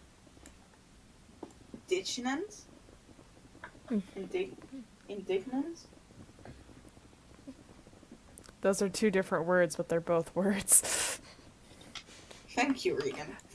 Yeah. I didn't notice that. Indignant. Okay. If Techno sound more impressed or indignant. When? This afternoon. After my little brother looked me in the eye and I realized just how much I have to lose. At that point, Tommy had backed hastily from the door as if it burned him. He turned on his heels and ran, his head spinning and his heart hammering, unsure whether to laugh or to cry. Something bad was really happening, something that made Wilbur think he was going to lose everything. Tommy didn't pay much attention to his history tutors. They were never as amazing as Technoblade was. But he did know that his family had maintained peace in his kingdom for decades, and that talks about borders were never joyful affairs. Now, in the silence of his bedroom, he paced, working out the kinks in his body and trying hard to ignore the gnawing feeling that he was on the brink of something too large to comprehend. But there was one thing he knew certain. None of this would be happening if their father had stayed. Techno did, even when they'd only known him for a few months. What had stopped him from doing the same? And there was the guilt of knowing exactly what could have made him stay, what could have been done. Secrets, what terrible, heavy things. Someone was still wearing a path through his rug when the knock came, startling him out of his thoughts. Yes? He called, suddenly getting the urge to reach for one of the decorative swords hanging from his wall. It's me. Wilbur. Tommy relaxed, and then jolting back. Wilbur? Tommy opened his door slowly, unsure of who was waiting on the other side of the king or the brother. But standing at the threshold, his shoulders slumped and his smile tired, was just Wilbur. Hello, Wilbur said. Can I come in? Tommy rolled his eyes. Techno told you to come, didn't he? The smile slipped from Wilbur's face. Does it matter? He asked exhaustedly. Suppose not. Tommy stood back to let Wilbur inside. Wilbur crept in like a tourist, looking at every inch of Tommy's room, like every little thing was priceless artifact. When had Tommy last allowed his older brother into his bedroom? Most likely around the same time Wilbur moves his things into the king's quarters. I like this, Wilbur said idly, pointing at an ancient morning star hanging next to the door. Really ties the room together, I think. Cut the crap, Wilbur, Tommy snapped. This morning's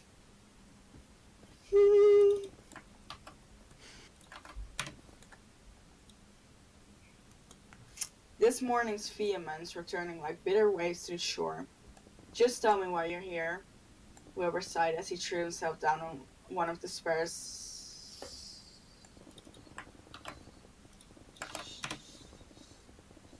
seats? Why is this? Okay. We need to talk, Tommy. Alright. Tommy leaned against the wall and crossed his arms, watching Wilbur suspiciously. Sorry. It's okay. Talk then. Wilbur crossed his legs and returned Tommy's scrutiny tenfold. His dark eyes seemed to be made for the very purpose of staring people down. First of all, I would like to apologize for what I said earlier. You're never an annoyance to me, Tommy, but you are a child. Wilbur. Wilbur held up a hand to silence him. Let me finish, he said, wielding not the authority of a liege, but of a firstborn sibling.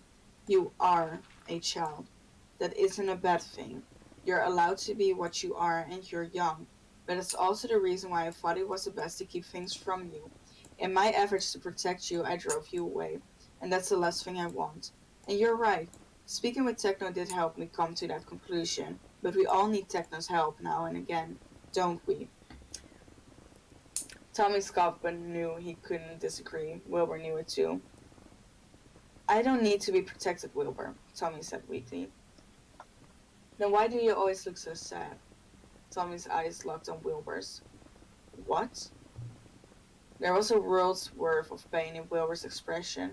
Whenever you think no one's watching, you look so sad, Tommy. But I see you. You joke and laugh and shout all day, but the moment you're alone, you get this look on your face.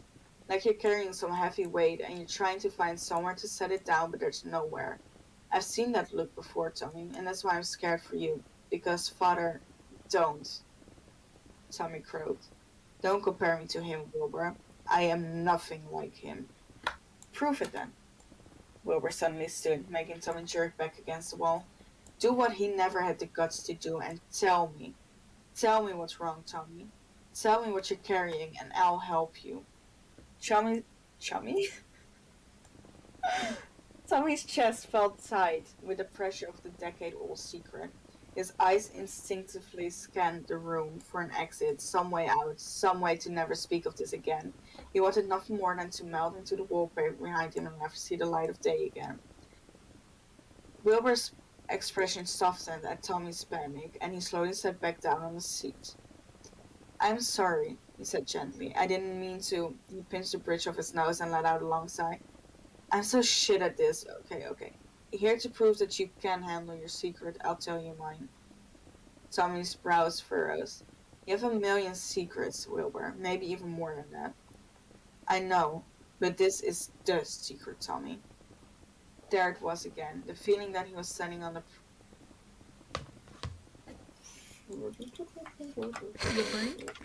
Nope. Pinnacle? Precipice. Precipice. Oh. This I was close. Mm-hmm. The feeling that he was standing on the precipice of a dark, unfathomable chasm. I, said Wilbur, hear voices. He tapped his temple. Right here. Voices that aren't mine or anyone else. As far as I know. We're still trying to figure it out. We? Tommy breathed. Techno and I. Ah, of course. Tommy leaned slightly forward, confusion and fear wearing in his guts. What do these voices say? Sometimes they're cryptic, vague, talking about fate and strings. Sometimes they just taunt me, and sometimes it's worse. Wilbur took a shuddering breath. So much worse. And right now? Tommy asked, not sure if he wanted to know the answer. Right now, Wilbur said quietly, they're telling me to kill you. Tommy's breath caught in his throat. He was suddenly very aware of how many weapons, decorative or otherwise, he had in his walls. Wilbur, you can't. I'm not going to do it, Tommy. Wilbur said, sounding hurt that Tommy might ever think the opposite. I would never hurt you. But the voices, they're saying it's inevitable, that it's your destiny to die by my hand. That this is a story that has been told many times over and over. We can't change how it ends. And how does it end? How does it end? Badly, Wilbur whispered. His tone made it clear that whatever it was, someone was not prepared to hear it. Well, you don't actually know what the voices are saying are real, right? Maybe it's all nonsense and won't actually happen. But we don't have any enemies. Oh, shit. No, sorry. But it already has, Wilbur swallowed, and both he and Tommy sealed themselves for what he was about to say. 2 months ago, the voices told me there was something coming. that an army was gathering at our northern borders. But we don't have enemies. That's what I thought too. But I sent some spies to investigate just in case, and they confirmed it. Wilbur steepled his fingers, his eyes as hard and dark as polished iron. Just like the voices said, a war might be coming, Tommy. What was it that Techno had said? Wilbur's not having a very fun week. Tommy might laugh at how huge of an understatement that was, if he wasn't too busy choking on his own tongue. War? Such a small word for such a big thing. Well, Tommy slid to the floor, his legs gave out. That's that then. Techno and I are trying to make contact with the foreign army's general, Wilbur said, and Tommy noticed the first time how many silver hairs Wilbur had acquired, almost glowing in the moonlight streaming from the windows. We're doing everything we can to stop it from happening. But yes, that's it. Those are my biggest secrets. The rest are inconsequential. He took a deep breath as if to steady himself. I think it's your turn, Tommy. Tommy laughed bitterly. After that reveal, anything I say will just sound stupid. It won't, Wilbur said, resolutely. Resolutely. Okay. Yeah. Okay. He leaned back on the seat, giving Tommy a gentle look. Whenever you're ready, Tommy, I'm right here. Tommy drew his legs towards himself and wrapped his arms around his knees, clinging on for dear life. This was too much. Too fast. He wanted to yell. He wanted to crack his fist open on the marble statue with Techno's little markings. He wanted to pinch himself and wake up yesterday when nothing was wrong except for the gnawing pain in his chest that had never gotten away. Even 9 years later, he wanted his parents. The world had gone suddenly dark, and in the shadows... That is 7 wither skeletons at the entrance to the Nether Fortress. No. There is 7 of them. What the fuck? Okay. Yeah. Panic over? No. No. No panic.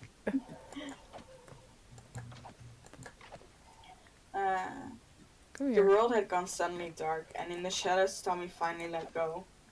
You want my secret, Wilbur? He pressed his face against his knees as if it might hide his shame from the world.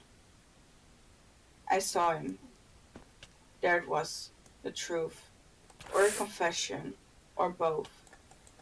That night, I saw him. He heard Wilbur suck in a breath. There was no need to elaborate. Between the two of them, there was only ever one he, and only ever one night. He kissed my hair, and that's what woke me up. I saw him walk away from my bed towards the window. I saw him open it, and I saw him climb out or jump out. I want to say he flew out like a bird, but I don't remember that part very well. What I do remember is just laying there, fully awake, knowing something was really fucking wrong. I just laid there. Tommy's eyes began to sting, so he closed them to shut before the first of the pathetic tears could fall. Eventually, I climbed out of bed and I went to the room, wanting to believe that I'd just dreamed it all, and that's when I found Mama. He could still see it in his mind, his eyes. He remembered so little of her, but he could never forget how he'd crawled up on the bed next to her, trying to wake her. He could never forget his confusion when she refused to, nor the blinding pain when he realized why. And most days, Wilbur, that's all I think about. How I was awake and I could have stopped him and I could have made him stay and you wouldn't have needed to be king so young. I could have spared you for all of this, Wilbur. And now everything's gone to shit and that's all my... A sob tore free from his lips, sudden and unrelenting. I want to help you, but I don't know how. Nobody ever taught me how. Tommy, Wilbur's voice sounded so far away. But the worst thing, Tommy continued, trying to ignore the ever-tightening noose around his neck, is that maybe I should have seen it coming. He used to come by your door in the middle of the night when you used to live across the hall. I kept my door open, just a crack, after the first time it happened, just to see if he would come again. And he did, so many times. I used to think he would knock eventually, but he never did. Tommy tightened his hold on himself, shaking with grief and maybe with relief too. I think he was saying goodbye long before he left Wilbur. For a moment, the only response to his words was silence. Tommy was afraid to look up to see if Wilbur had left angry and betrayed, but instead Tommy felt warm arms encircle him and pull him towards something safe and solid. Tommy, Wilbur whispered into Tommy's hair, you were 6. And that was it. That was what broke Tommy in the end. He crashed into his brother, wrapping his arms around Wilbur's torso and burying his face in his chest. The tears finally came. A culmination of 9 years of guilt and paranoia, of stumbling through life, unsure of where he stood with his brother, of fearing that one day Wilbur might find out what he failed to do and hate him forever. But this wasn't hate. This was the opposite. Shh. Wilbur ran a hand through Tommy's hair. It's alright, Tommy. Let it all out. There was just the two of them in that moment. There were no voices, no ghosts, no secrets. Just Wilbur and Tommy. Tommy and Wilbur. Eventually, Tommy's sobbing ebbed. His cheeks were wet and cold from his tears, but he could breathe easier than he ever did. He drew back from the circle of Wilbur's arms and found his brother looking at him with gentleness that he could never deserve in 1,000 years. See? Wilbur said delicately, brushing stray tears from Tommy's cheeks. Isn't it lighter with someone else to carry it with? Tommy sniffled. You always have to be right, don't you? Well, of course. Otherwise I'd be stripped of my title as Grandmaster of Pretentiousness. The council would have a field day. Tommy laughed, wetly. What will your voices say after you suffer such a disgrace? Funny enough, Wilbur said softly, they're very quiet right now. So what happens now? Tommy whispered into the dark. I don't know, Wilbur confessed. But what I do know is that there should be no more secrets between brothers, agreed? Agreed, Tommy smiled. No more secrets. Wilbur looked as if he wanted to say something else, but Tommy would never have the chance to find out what because at the moment Techno burst through the door, his expression like hellfire. Wilbur was on his feet in an instant, reaching for a crumpled note Techno was holding out to him. Tommy watched his brother's face drain of all colors as his eyes scanned through the message. What? Tommy demanded, his heartbeat ringing in his ear. What does it say? When Wilbur looked back to him, his eyes were bleak and haunted. You wanted to know what conscriptions were for, Tommy? Well, you're about to find out.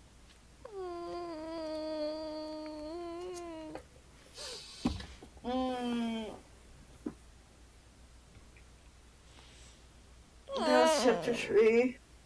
Yeah, so chapter is about an hour, because it's pretty much another hour since we started that one. Mm-hmm. I have to go to the bathroom though, actually, but I am, yeah. Oh my god.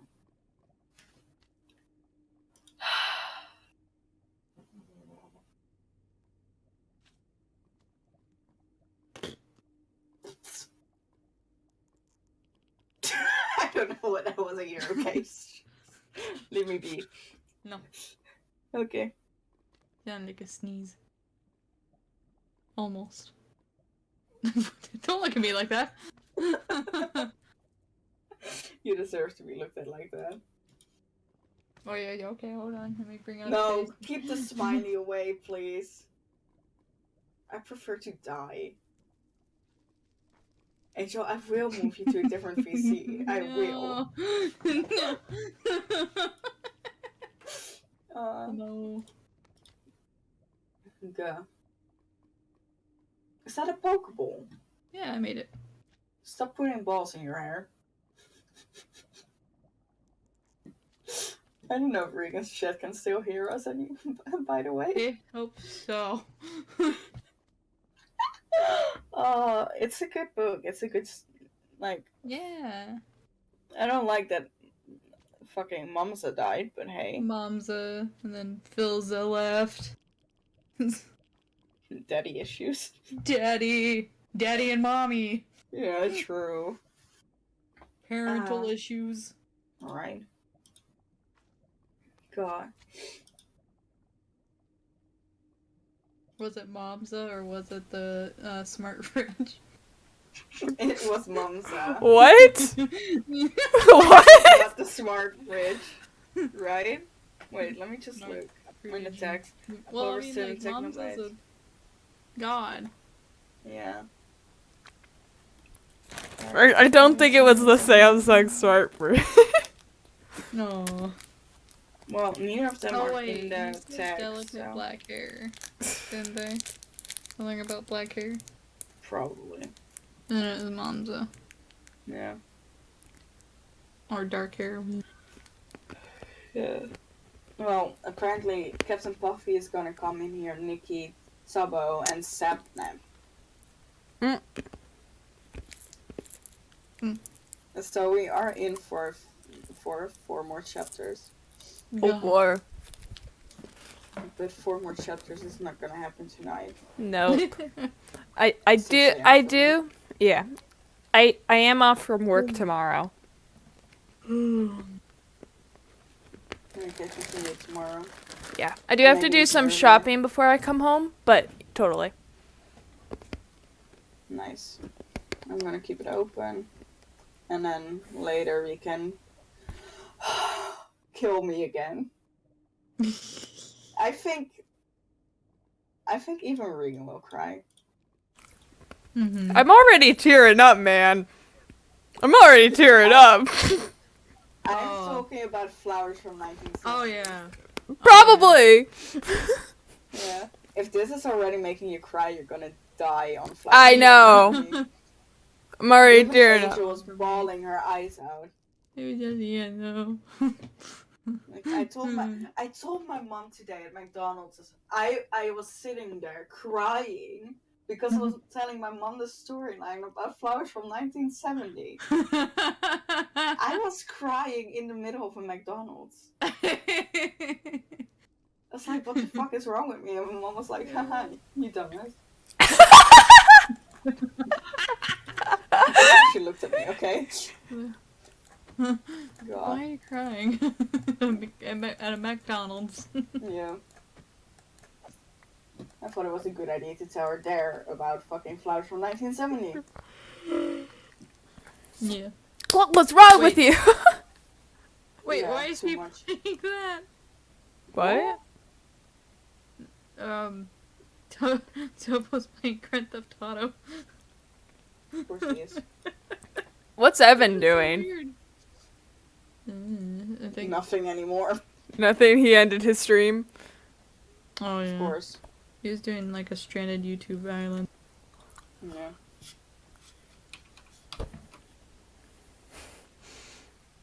But yeah, you should. Yeah, sleep is. Yeah. Sleep is good. But she hasn't cried. Oh wait, no, she has cried. Never mind. I have cried. She has Let's say I cried. can do it more. Hold on, let me grab the face. No. The face is not gonna make me cry. Not if I say the line. Okay, So Elleen, like- face cam's off so we can No. show the face. Elleen, face cam's off so I can show the face. No. Do it. What? No. To show Angel's little, like, camera. Angel, put it up. Put it up. Show us. Show us, Angel. What are we No. doing? I was gonna show the dream face, but she's hiding now. She's just like, I'm gonna hide. You've been talking to a chair this whole time. Yeah. Okay. Yeah. I'm gonna say goodnight for tonight. Good night. And then we continue it tomorrow. And if we start earlier, we might make a start at Flowers from 1972. It can't start too much earlier because, legitimately, like, well, I guess Yeah, we no, could, no, I know. but, yeah. 2 more days, so We might Today's not. Thursday for me. Yeah, Friday. it's So Wednesday Saturday for I have us. my Saturday I have Wi-Fi again, so I can stream again. Yay! Woo! Fuck's sakes. Okay. Good night, everyone. Good Good night. night. Bye Have good sleeps. I Angel sleep early. Yeah, Angel's already yawning. I'm here with energy, and Angel's yawning. What is this world? Okay. Good night. Good night. Bye-bye. Bye. Wait. You going to sleeps too? Yeah. Good night. Have good sleeps. See you You tomorrow. Bye bye. Uh, And now it's just me. Hi. How we doing today, folks? Hope we're doing good. Oh, that's already making me tear up. God.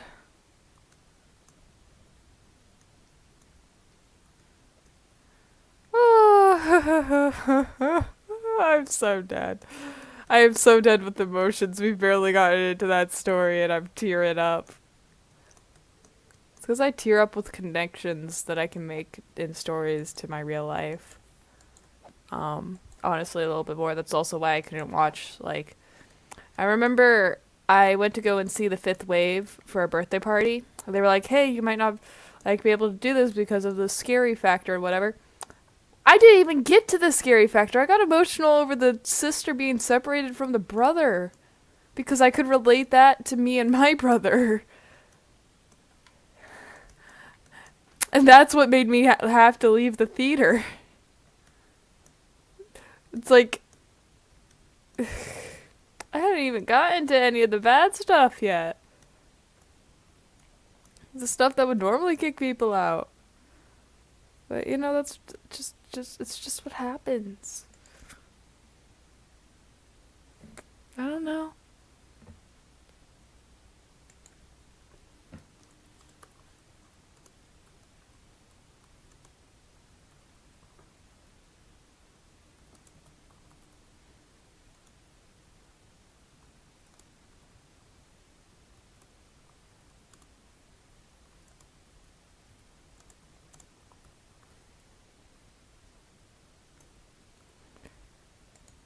I actually should move to the Alive Vibes channel. Because we do have separate ones now, because people wanted to know when people were live and not, I guess. Which, you know, makes sense. Sensible things. Sensible things. I'm just trying to heal my pickaxe. Because I mine out a lot. I be mining a lotty lot.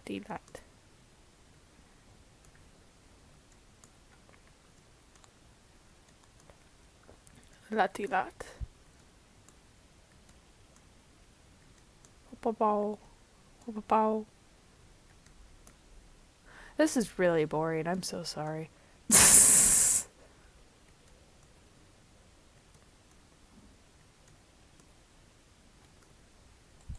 You want to say stop?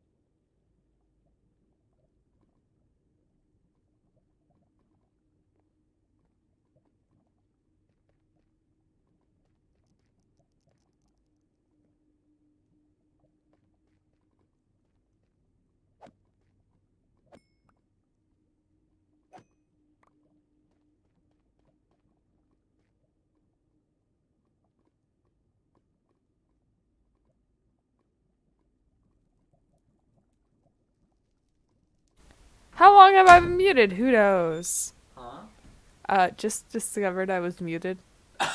I don't know how long I've been muted. It's fine. Goodbye. Goodbye. Probably not that long.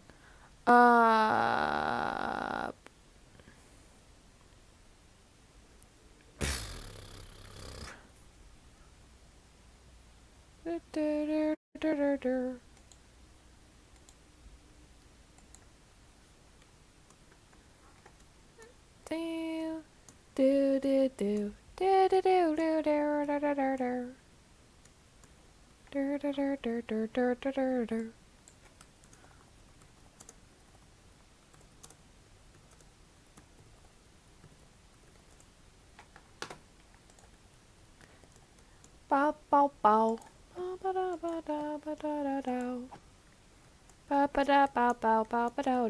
Wow, I'm a boring ass person. Let's look up would you rathers, huh? Weird would you rathers.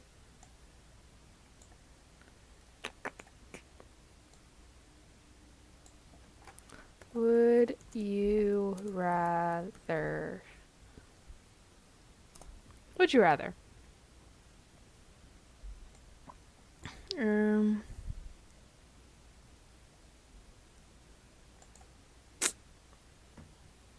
Or I could read.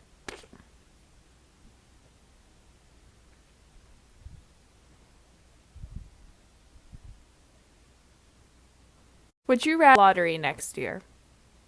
Rather find true love, because the thing about winning the lottery in the next year, is that you literally could win $1. Well, finding true love is like find someone you're happy with or can make compromise with for the rest of your life, pretty much. Like that's incredibly special and for so many incredibly difficult to find.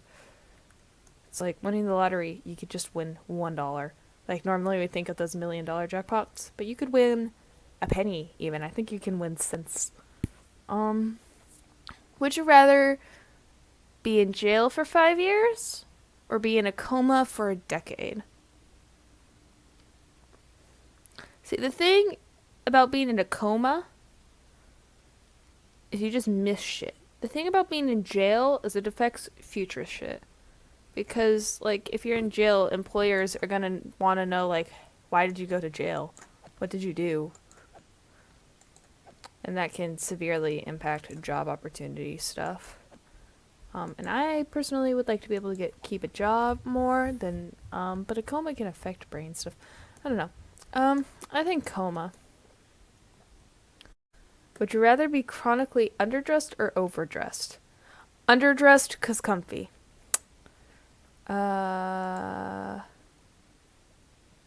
Underdressed 'cause food is importante. Woo.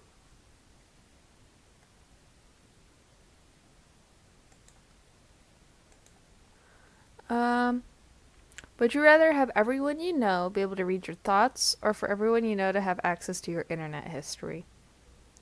Internet history. 'Cause my internet history is boring. Boring.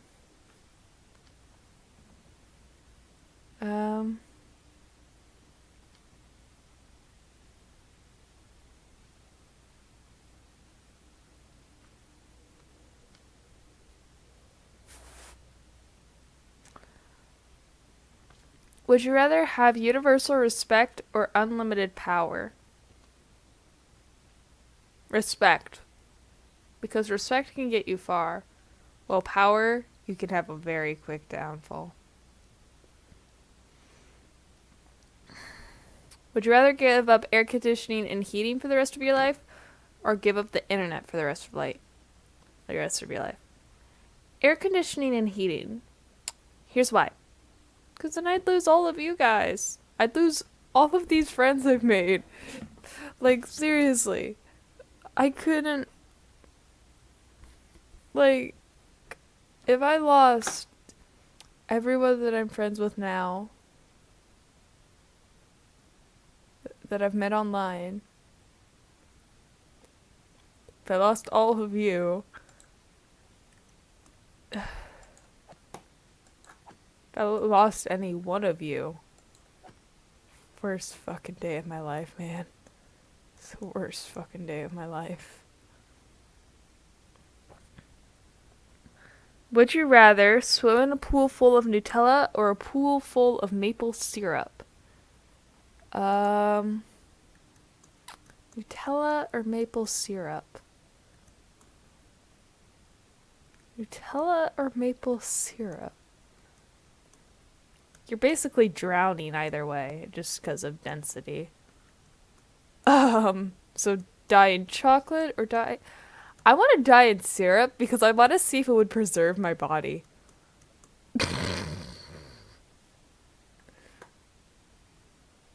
Would you rather labor under a hot sun or extreme cold? Hot sun. Would you rather stay in during a snow day or build a fort? A snow fort is so cool, but I'm warm if I stay inside. I can make a fort and stay warm. That's what I'd do. I'd go and make a fort and then I'd stay warm.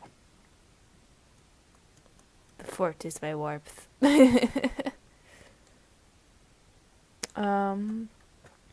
Would you rather never be able to go out during the day or never be able to go out during the night?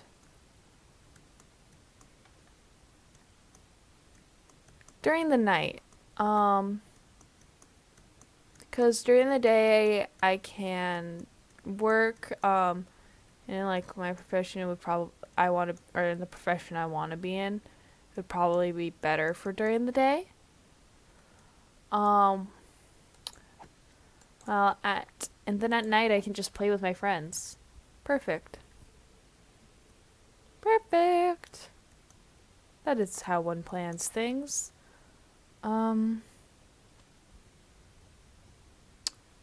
Would you rather have a personal maid or a personal chef? Chef. Because they would know how to make good foods, probably. Hopefully. And honestly, probably keep me better fed. Honestly. Because I do not know. Would you rather be 11 feet tall or 9 inches tall? Both of those have very bad impacts on the body. 9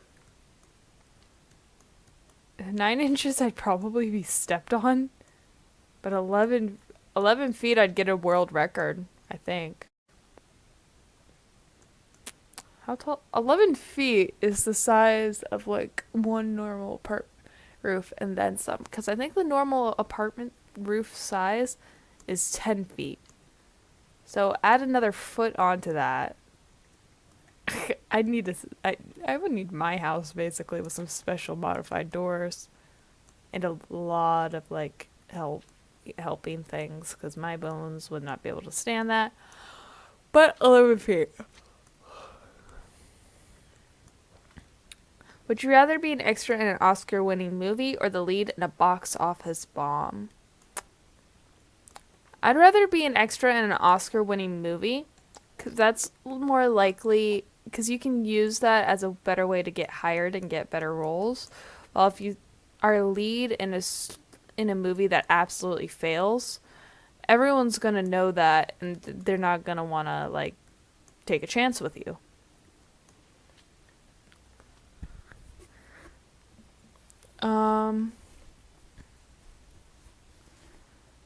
Would you rather communicate only in emoji or never be able to text at all ever again? Emoji, I guess, because it's one of those things where, again, a lot of my friends are online. And so if I can't communicate with them, then I lose them. And at least it's some way of communicating. Would you rather be royalty 1,000 years ago or an average person today? Royalty, I think. Because although you still have things to worry about, with royalty you have a semblance of control. While with average person today, one, you don't have much of control. And two, holy shit, it's awful. Would you rather lounge by the pool or on the beach? Saltwater pool. That's my answer. Because I don't want all the sand, but salt water versus chlorine. There's a big difference there.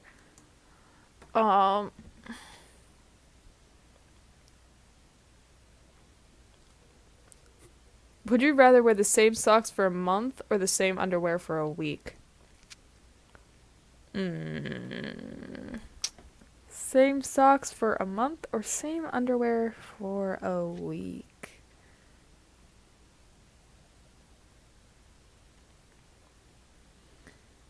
Same socks. Because you gotta think about whatever week that could be. And it could be a very bad week. Would you rather cuddle a koala or pal around with a panda? I think pal around with a panda. I don't know. I've heard like koalas are actually super mean. And if it's like a baby panda, that's cute.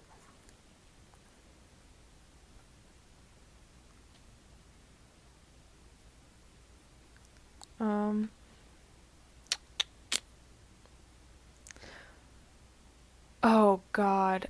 Would you rather watch nothing but Hallmark Christmas movies or nothing but horror movies? Honestly, despite the nightmares it would give me, probably horror movies. Because a Hallmark Christmas movie all has the same plot. At least with a horror, you can get different plots.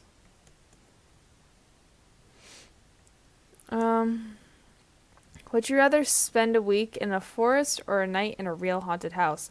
Pfft, a week in a forest, that's easy. Like, seriously, it's just camping. But also a real haunted house would be really cool. Oh. The fact that it's not like upsettingness with either of these, but wanting to do both, is kind of... I feel like it shows my personality a little bit there. Just like... I want to spend a week in the forest and a night in a real haunted house. I think that would be cool. A night in a forest in a haunted house. Yeah, that would be fun. Wouldn't it? Would you rather find a rat in your kitchen or a roach in your bed? Rat, because they're easier to kill. Sorry, God. Would you rather have a pause or a rewind button in your life?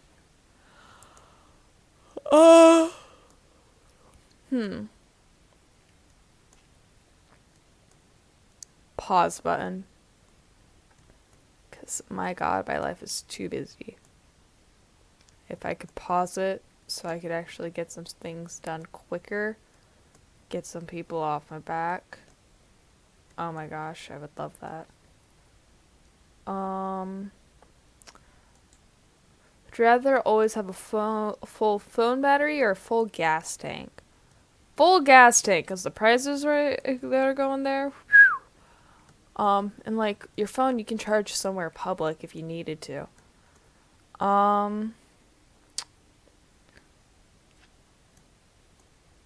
Would you rather lose all your teeth or lose a day of your life every time you kiss someone? Lose all my teeth. No. It's like, my first thought was lose all my teeth because dentures. But then also, like, if I'm, like, you never know how long your life is. And so, like, if I was destined to live to 120, then it would only be like maybe a year, if that I would lose. If that. I haven't even flipping, probably.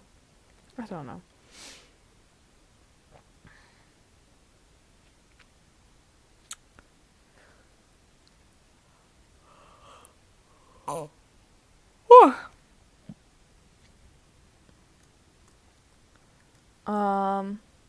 Would you rather be forced to live the same day over and over for a year, or take 3 years off the end of your life? I'd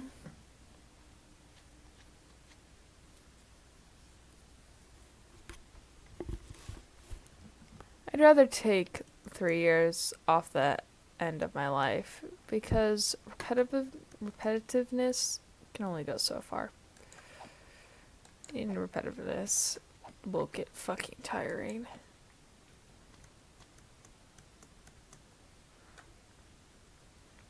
Would you rather never eat watermelon ever again, or be forced to eat watermelon every meal?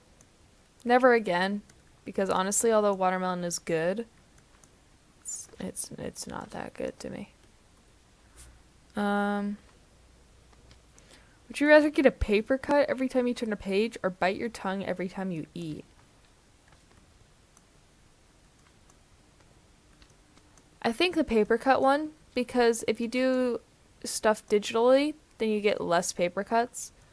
Plus, you could lose feeling in your fingers, and I honestly wouldn't mind that, because then I could do some stuff.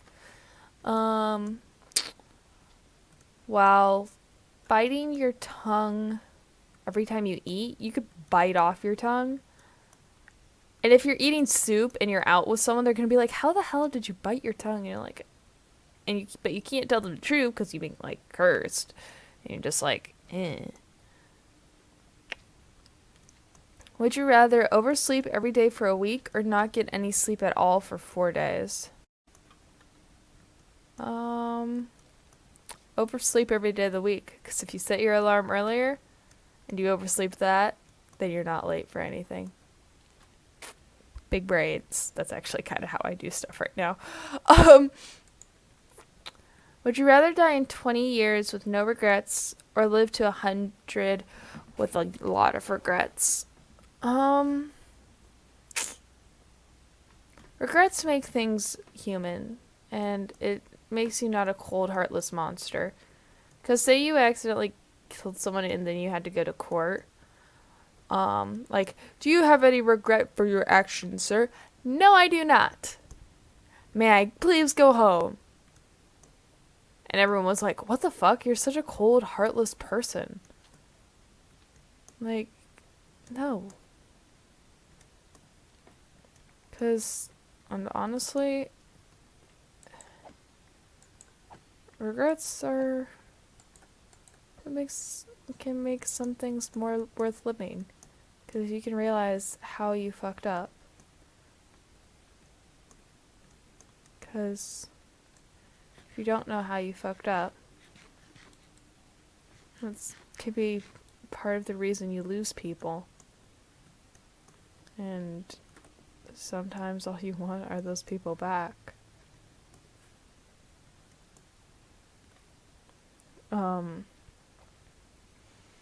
Yeah.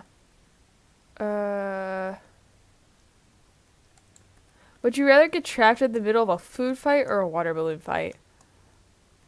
It depends on the season. But I don't think I'd ever really want to get in a food fight. Because, honestly, that's kind of disgusting. A water balloon is just water. Just water. Would you rather have a child every year for 20 years, or not have any children at all? So basically you'd have 20 children. Hell no.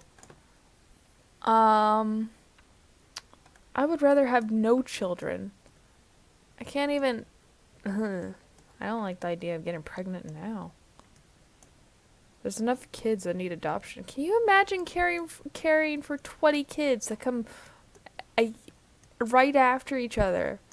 Like, I mean, seriously, that doesn't function well, man.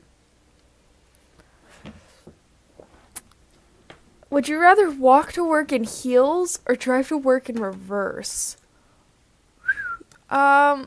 Heels aren't always that bad, and plus it's just going to work, so you could change out of the heels at work.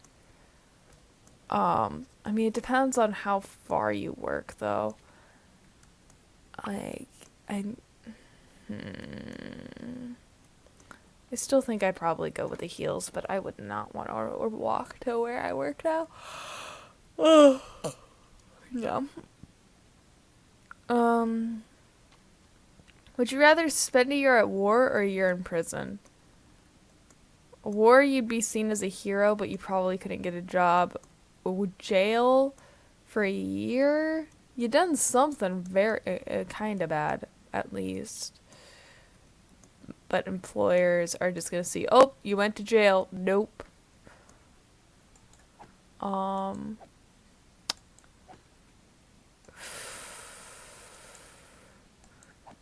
Military, honestly. Sadly, honestly, I really don't like either of those. This is why it's would you rather.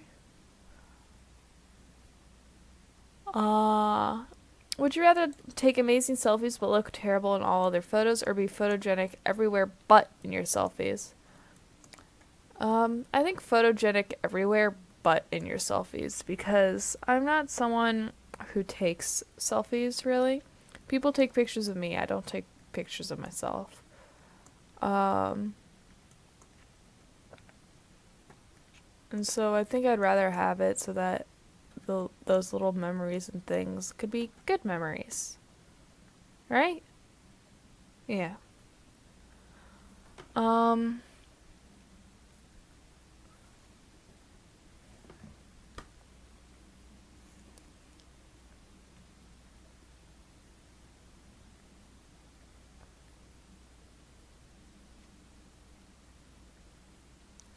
Would you rather be able to take back anything you say or hear any conversation that is about you?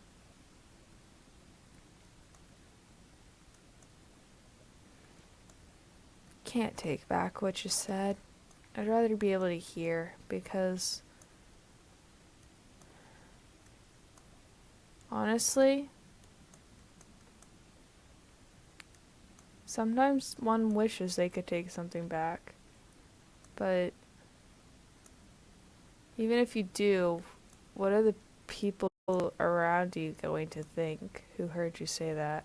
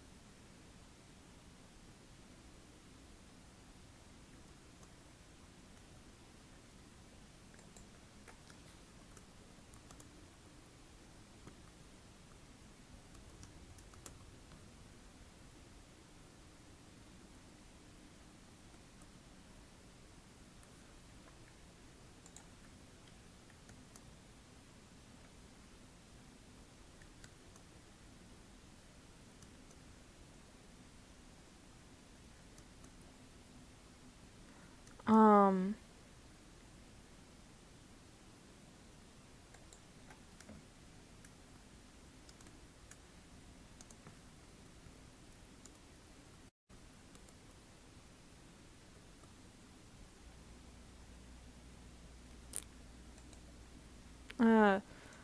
but yeah. Would you rather have skin that changes color based on your emotions, or tattoos that appear all over your body depicting what you did yesterday?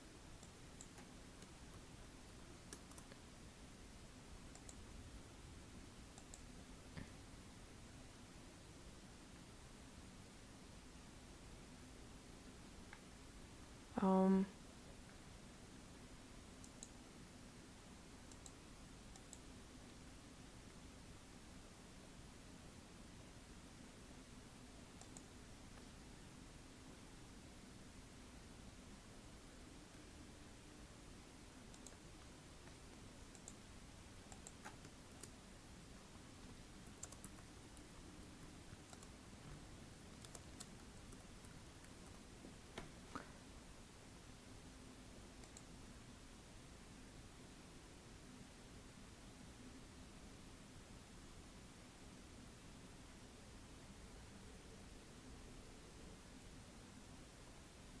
Hi, Ulysses.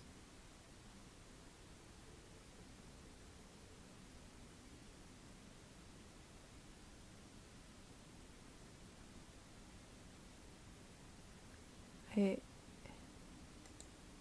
you've watched my streams for a while. I'm good. How are you? I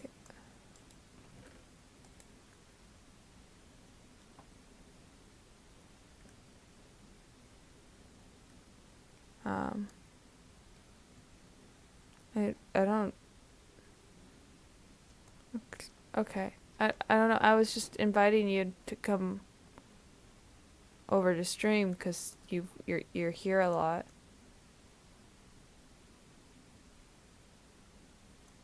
So I don't.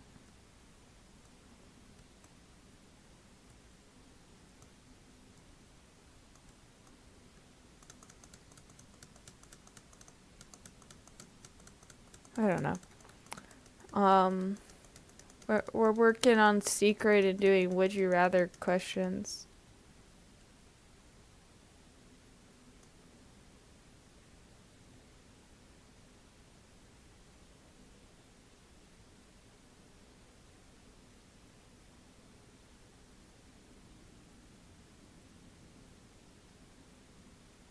Are you sure you're okay? 'Cause you've watched a lot of my streams. You've been here for a lot of my streams. You're like a regular viewer.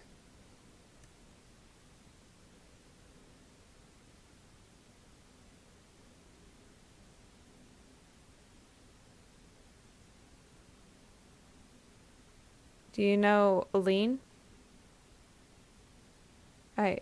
Yeah. I, I can turn stuff up. You don't know Elleen. And not at all.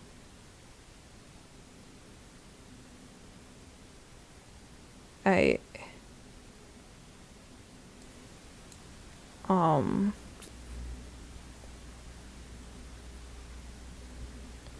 you came to my streams from her streams. You've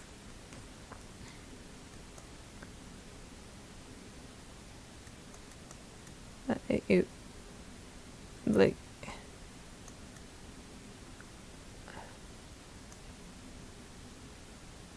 I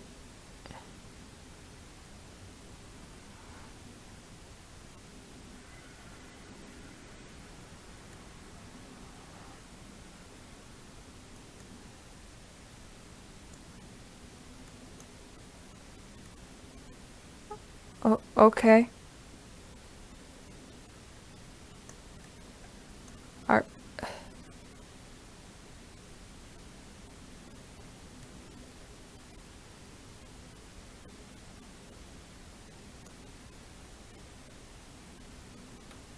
okay.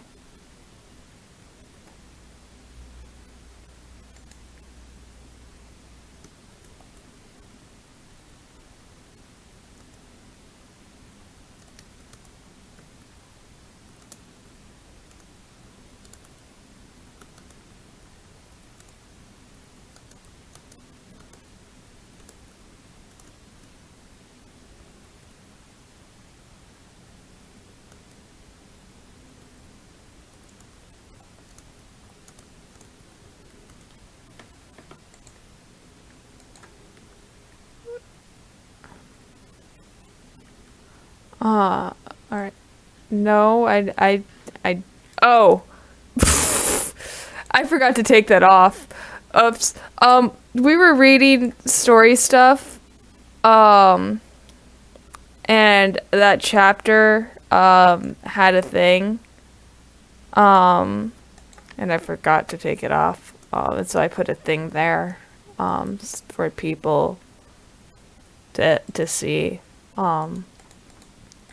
And I just forgot to take it off. That's all that was. Um,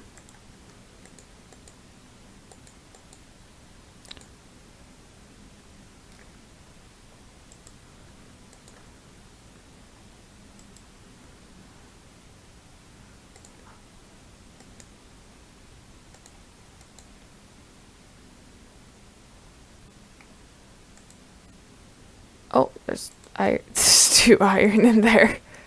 Some gold. All right. This doesn't. Oh, it does. Okay. Um.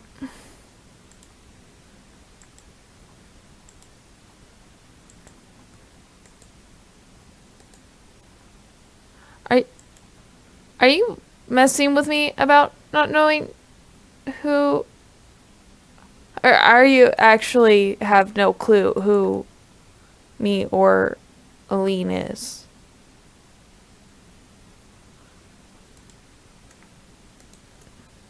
Like I.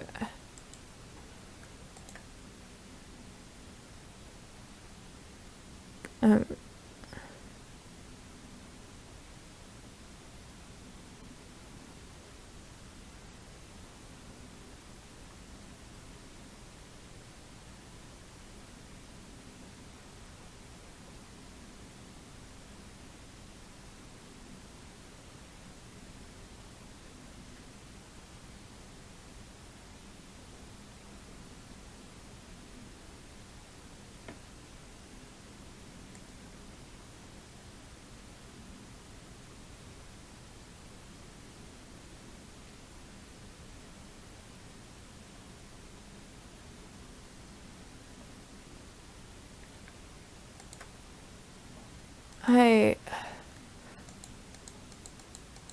I I know I shouldn't be confused, but I am so incredibly confused.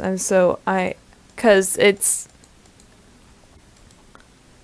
like you have VIP in my stream. Okay.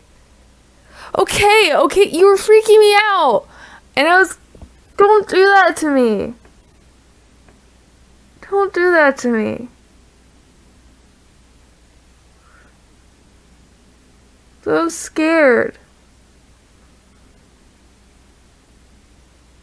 I was scared.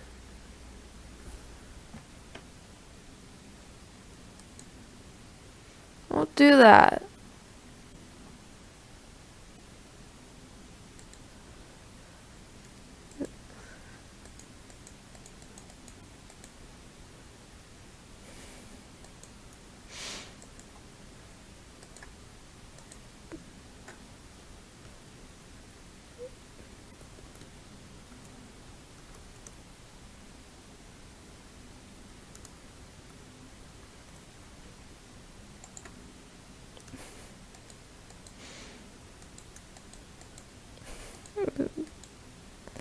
It was me.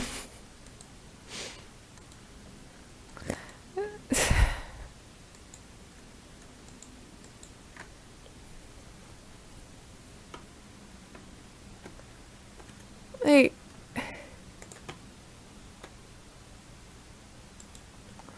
I can understand if like one day, like if you like don't like just stop showing up one day, but it was like I didn't.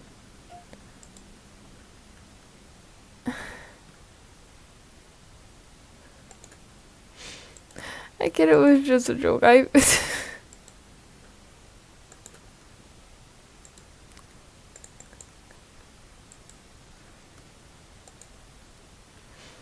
I'm sorry.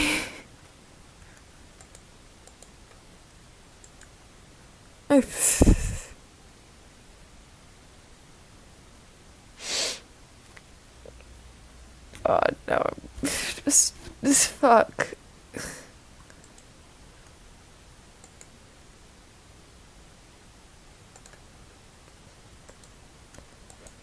That I fucking lost you, you bitch.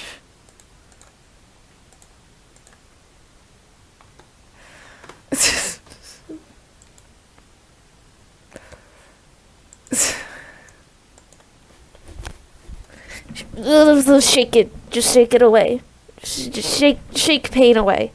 We shake the pain away.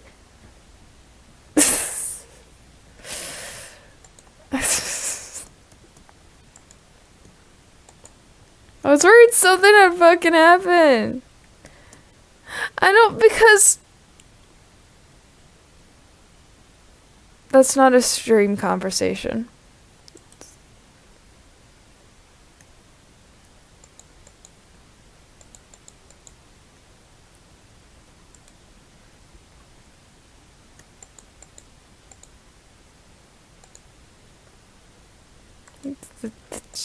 It's not a stream conversation.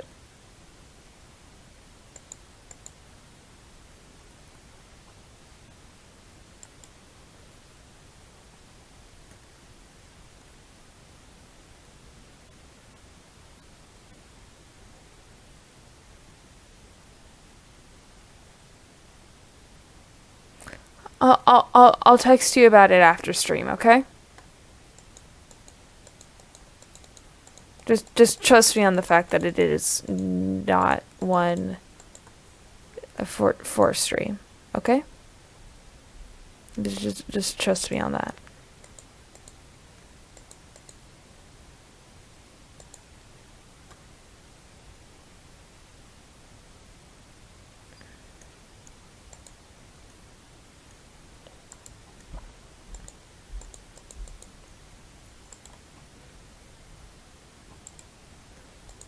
Just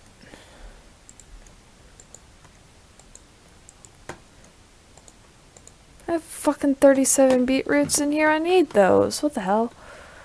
And I can make these into melons. At least slightly into melons. Yes, changing topics. Switching topics. Topic we go back to would you rathers. Okay, so basically what we started the stream with reading like this Dream SMP fanfic called Passerine. And while we were doing that, basically, I did netherite mining. And then, that's honestly pretty much all I've done. I've netherite mined it, and I healed up my tools, and now I'm back home, and I'm dealing with this stuff, which no one has been around to keep spawn loaded in.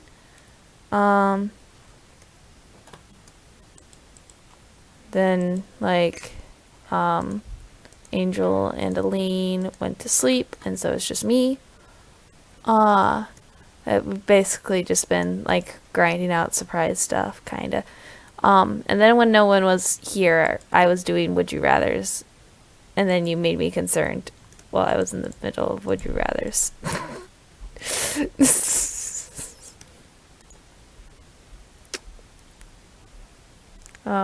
And basically I need to like end stream in like the next 10-15 minutes because of family Wi-Fi things, sadly.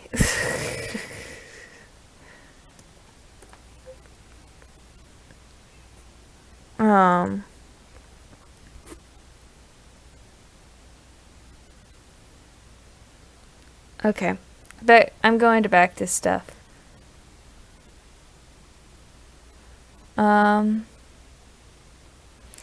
Would you rather hunt and butcher your own meat or never eat meat again?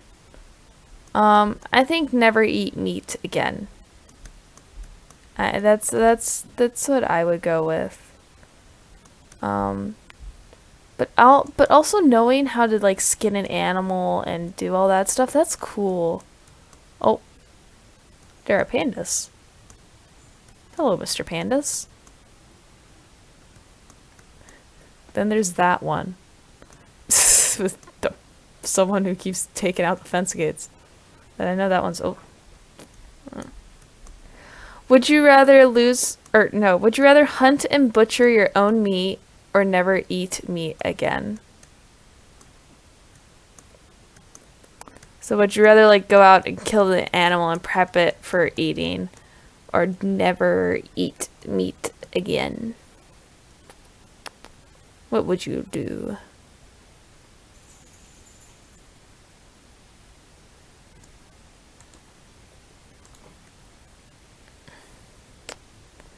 I gotta rename my fucking horse, I swear. Those bastards. Literally asked them not to name my horse coming. And then one of them gets a name tag, and I guess it didn't get the memo. And it's named. Yeah, I like, honestly, I think I had actually, thinking about it a bit more, I'd probably take the hunting and butchering, because I find it like useful. I find it as a useful thing. And honestly, I kind of enjoy hunting.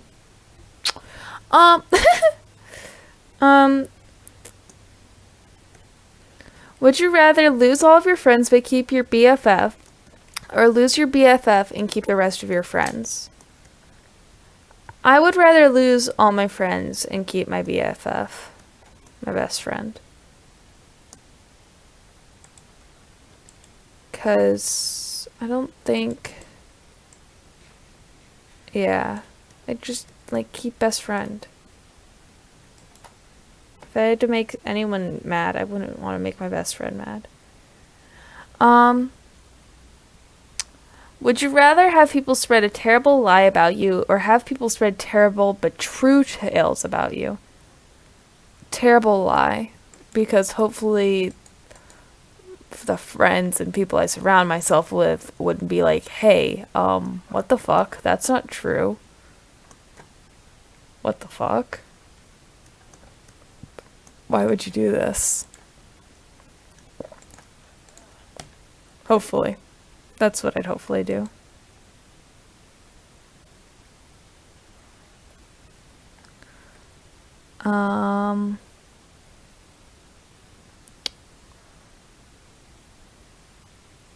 Would you rather be the absolute best at some... Would you rather be the absolute best at something that no one takes seriously, or be average at something well respected? I'd rather be average at something well respected, because even if you're average, you can get far with that. Because even an average person will get something done better than someone who knows nothing. Just that's how it works.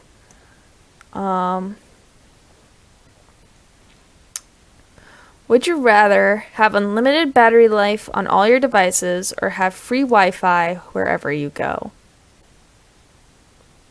Free Wi-Fi, because then it's protected, and also kind of a better connection, and you'd also never really have to pay, or you could pay a lot less for cellular data. A lot less. Because then you'd never need, like, unlimited data, or any, really, the only thing you would need, like, Wi-Fi for is calling people, or data for is calling people. Yeah, it says wherever you go. Have free Wi-Fi wherever you go. So I take that as everywhere. I'd like, it says, I'd take that as, like, everywhere. Want the silk touch, please? Thank you.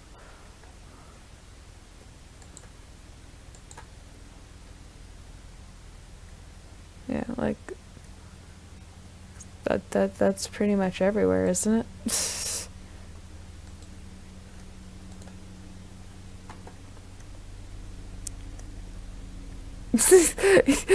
Yeah. Just, hey, I'm going out with friends. Okay, stay safe. It's in the middle of the ocean. Oh, mom should probably know I'm here. Text them. Like, it's honestly pretty good thing when you think about it. Okay.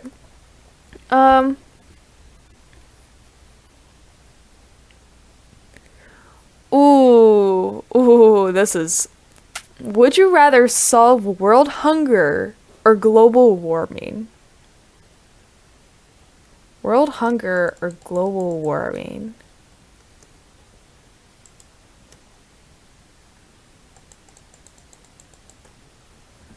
That's a tough one. Yeah, solve. It's solving. So you'd like fix it pretty much. It wouldn't exist anymore.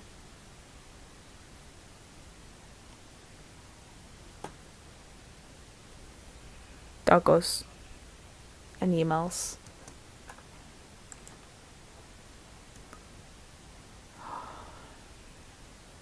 Yeah. Seriously, two major issues.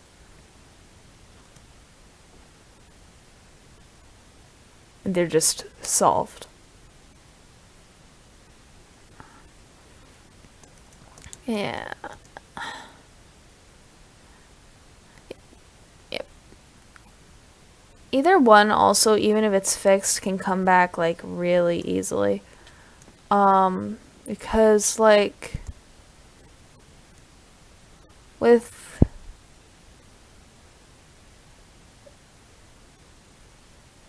yeah, that's true. Um yeah. And like if you solve global warming, that's not what my gosh, come on. There we go. Cuz if like you solve global warming, then that issue is done. And you might even be able to grow crops better and things.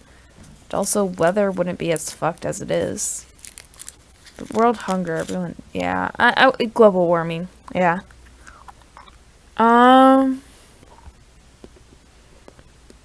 Would you rather have to wear every shirt inside out or every pair of pants backward? I think every shirt inside out. Because there are ways to get around that with designs. Because really, inside out would just be like... It would just be like having the tag on the outside instead of on the inside. Which means technically if you had someone put a design on the inside of a shirt, and then you turned it inside out because you had to wear it. Yeah, not bad.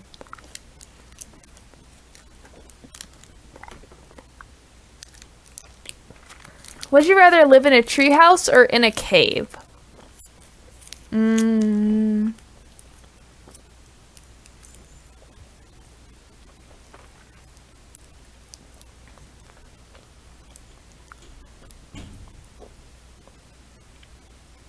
They're both so cold.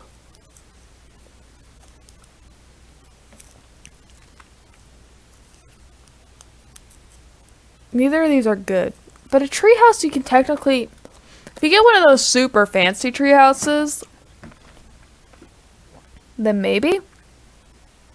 I think treehouse. Really, even you can make a cave really nice. But a cave will always be cold. A treehouse you can make not cold.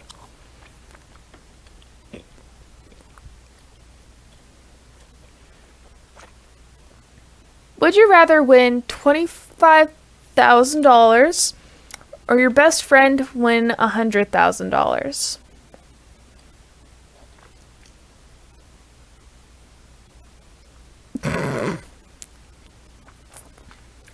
That's fair.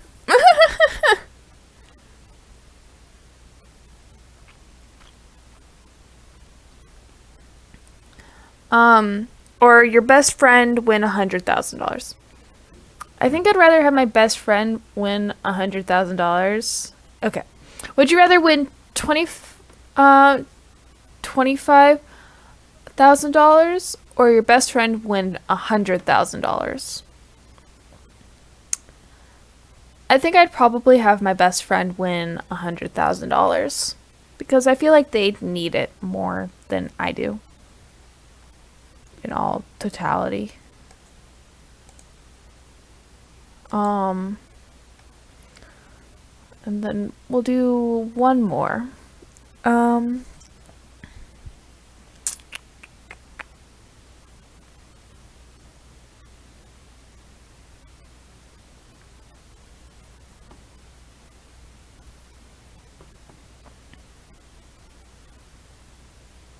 Yeah. Would you rather travel the world for free for a year or have $50,000 to spend however you please? I think travel the world for free for a year, because then I could literally visit everyone in our SMP. And that would be amazing. Okay, but let's we'll go and raid Tubbo, who apparently is watching TikToks. I don't know what he's doing. But I'll message you in a bit, but I literally cannot go like much longer because I'm gonna run out of internet time. But I'll talk to you in a sec. All right. Bye bye, everyone.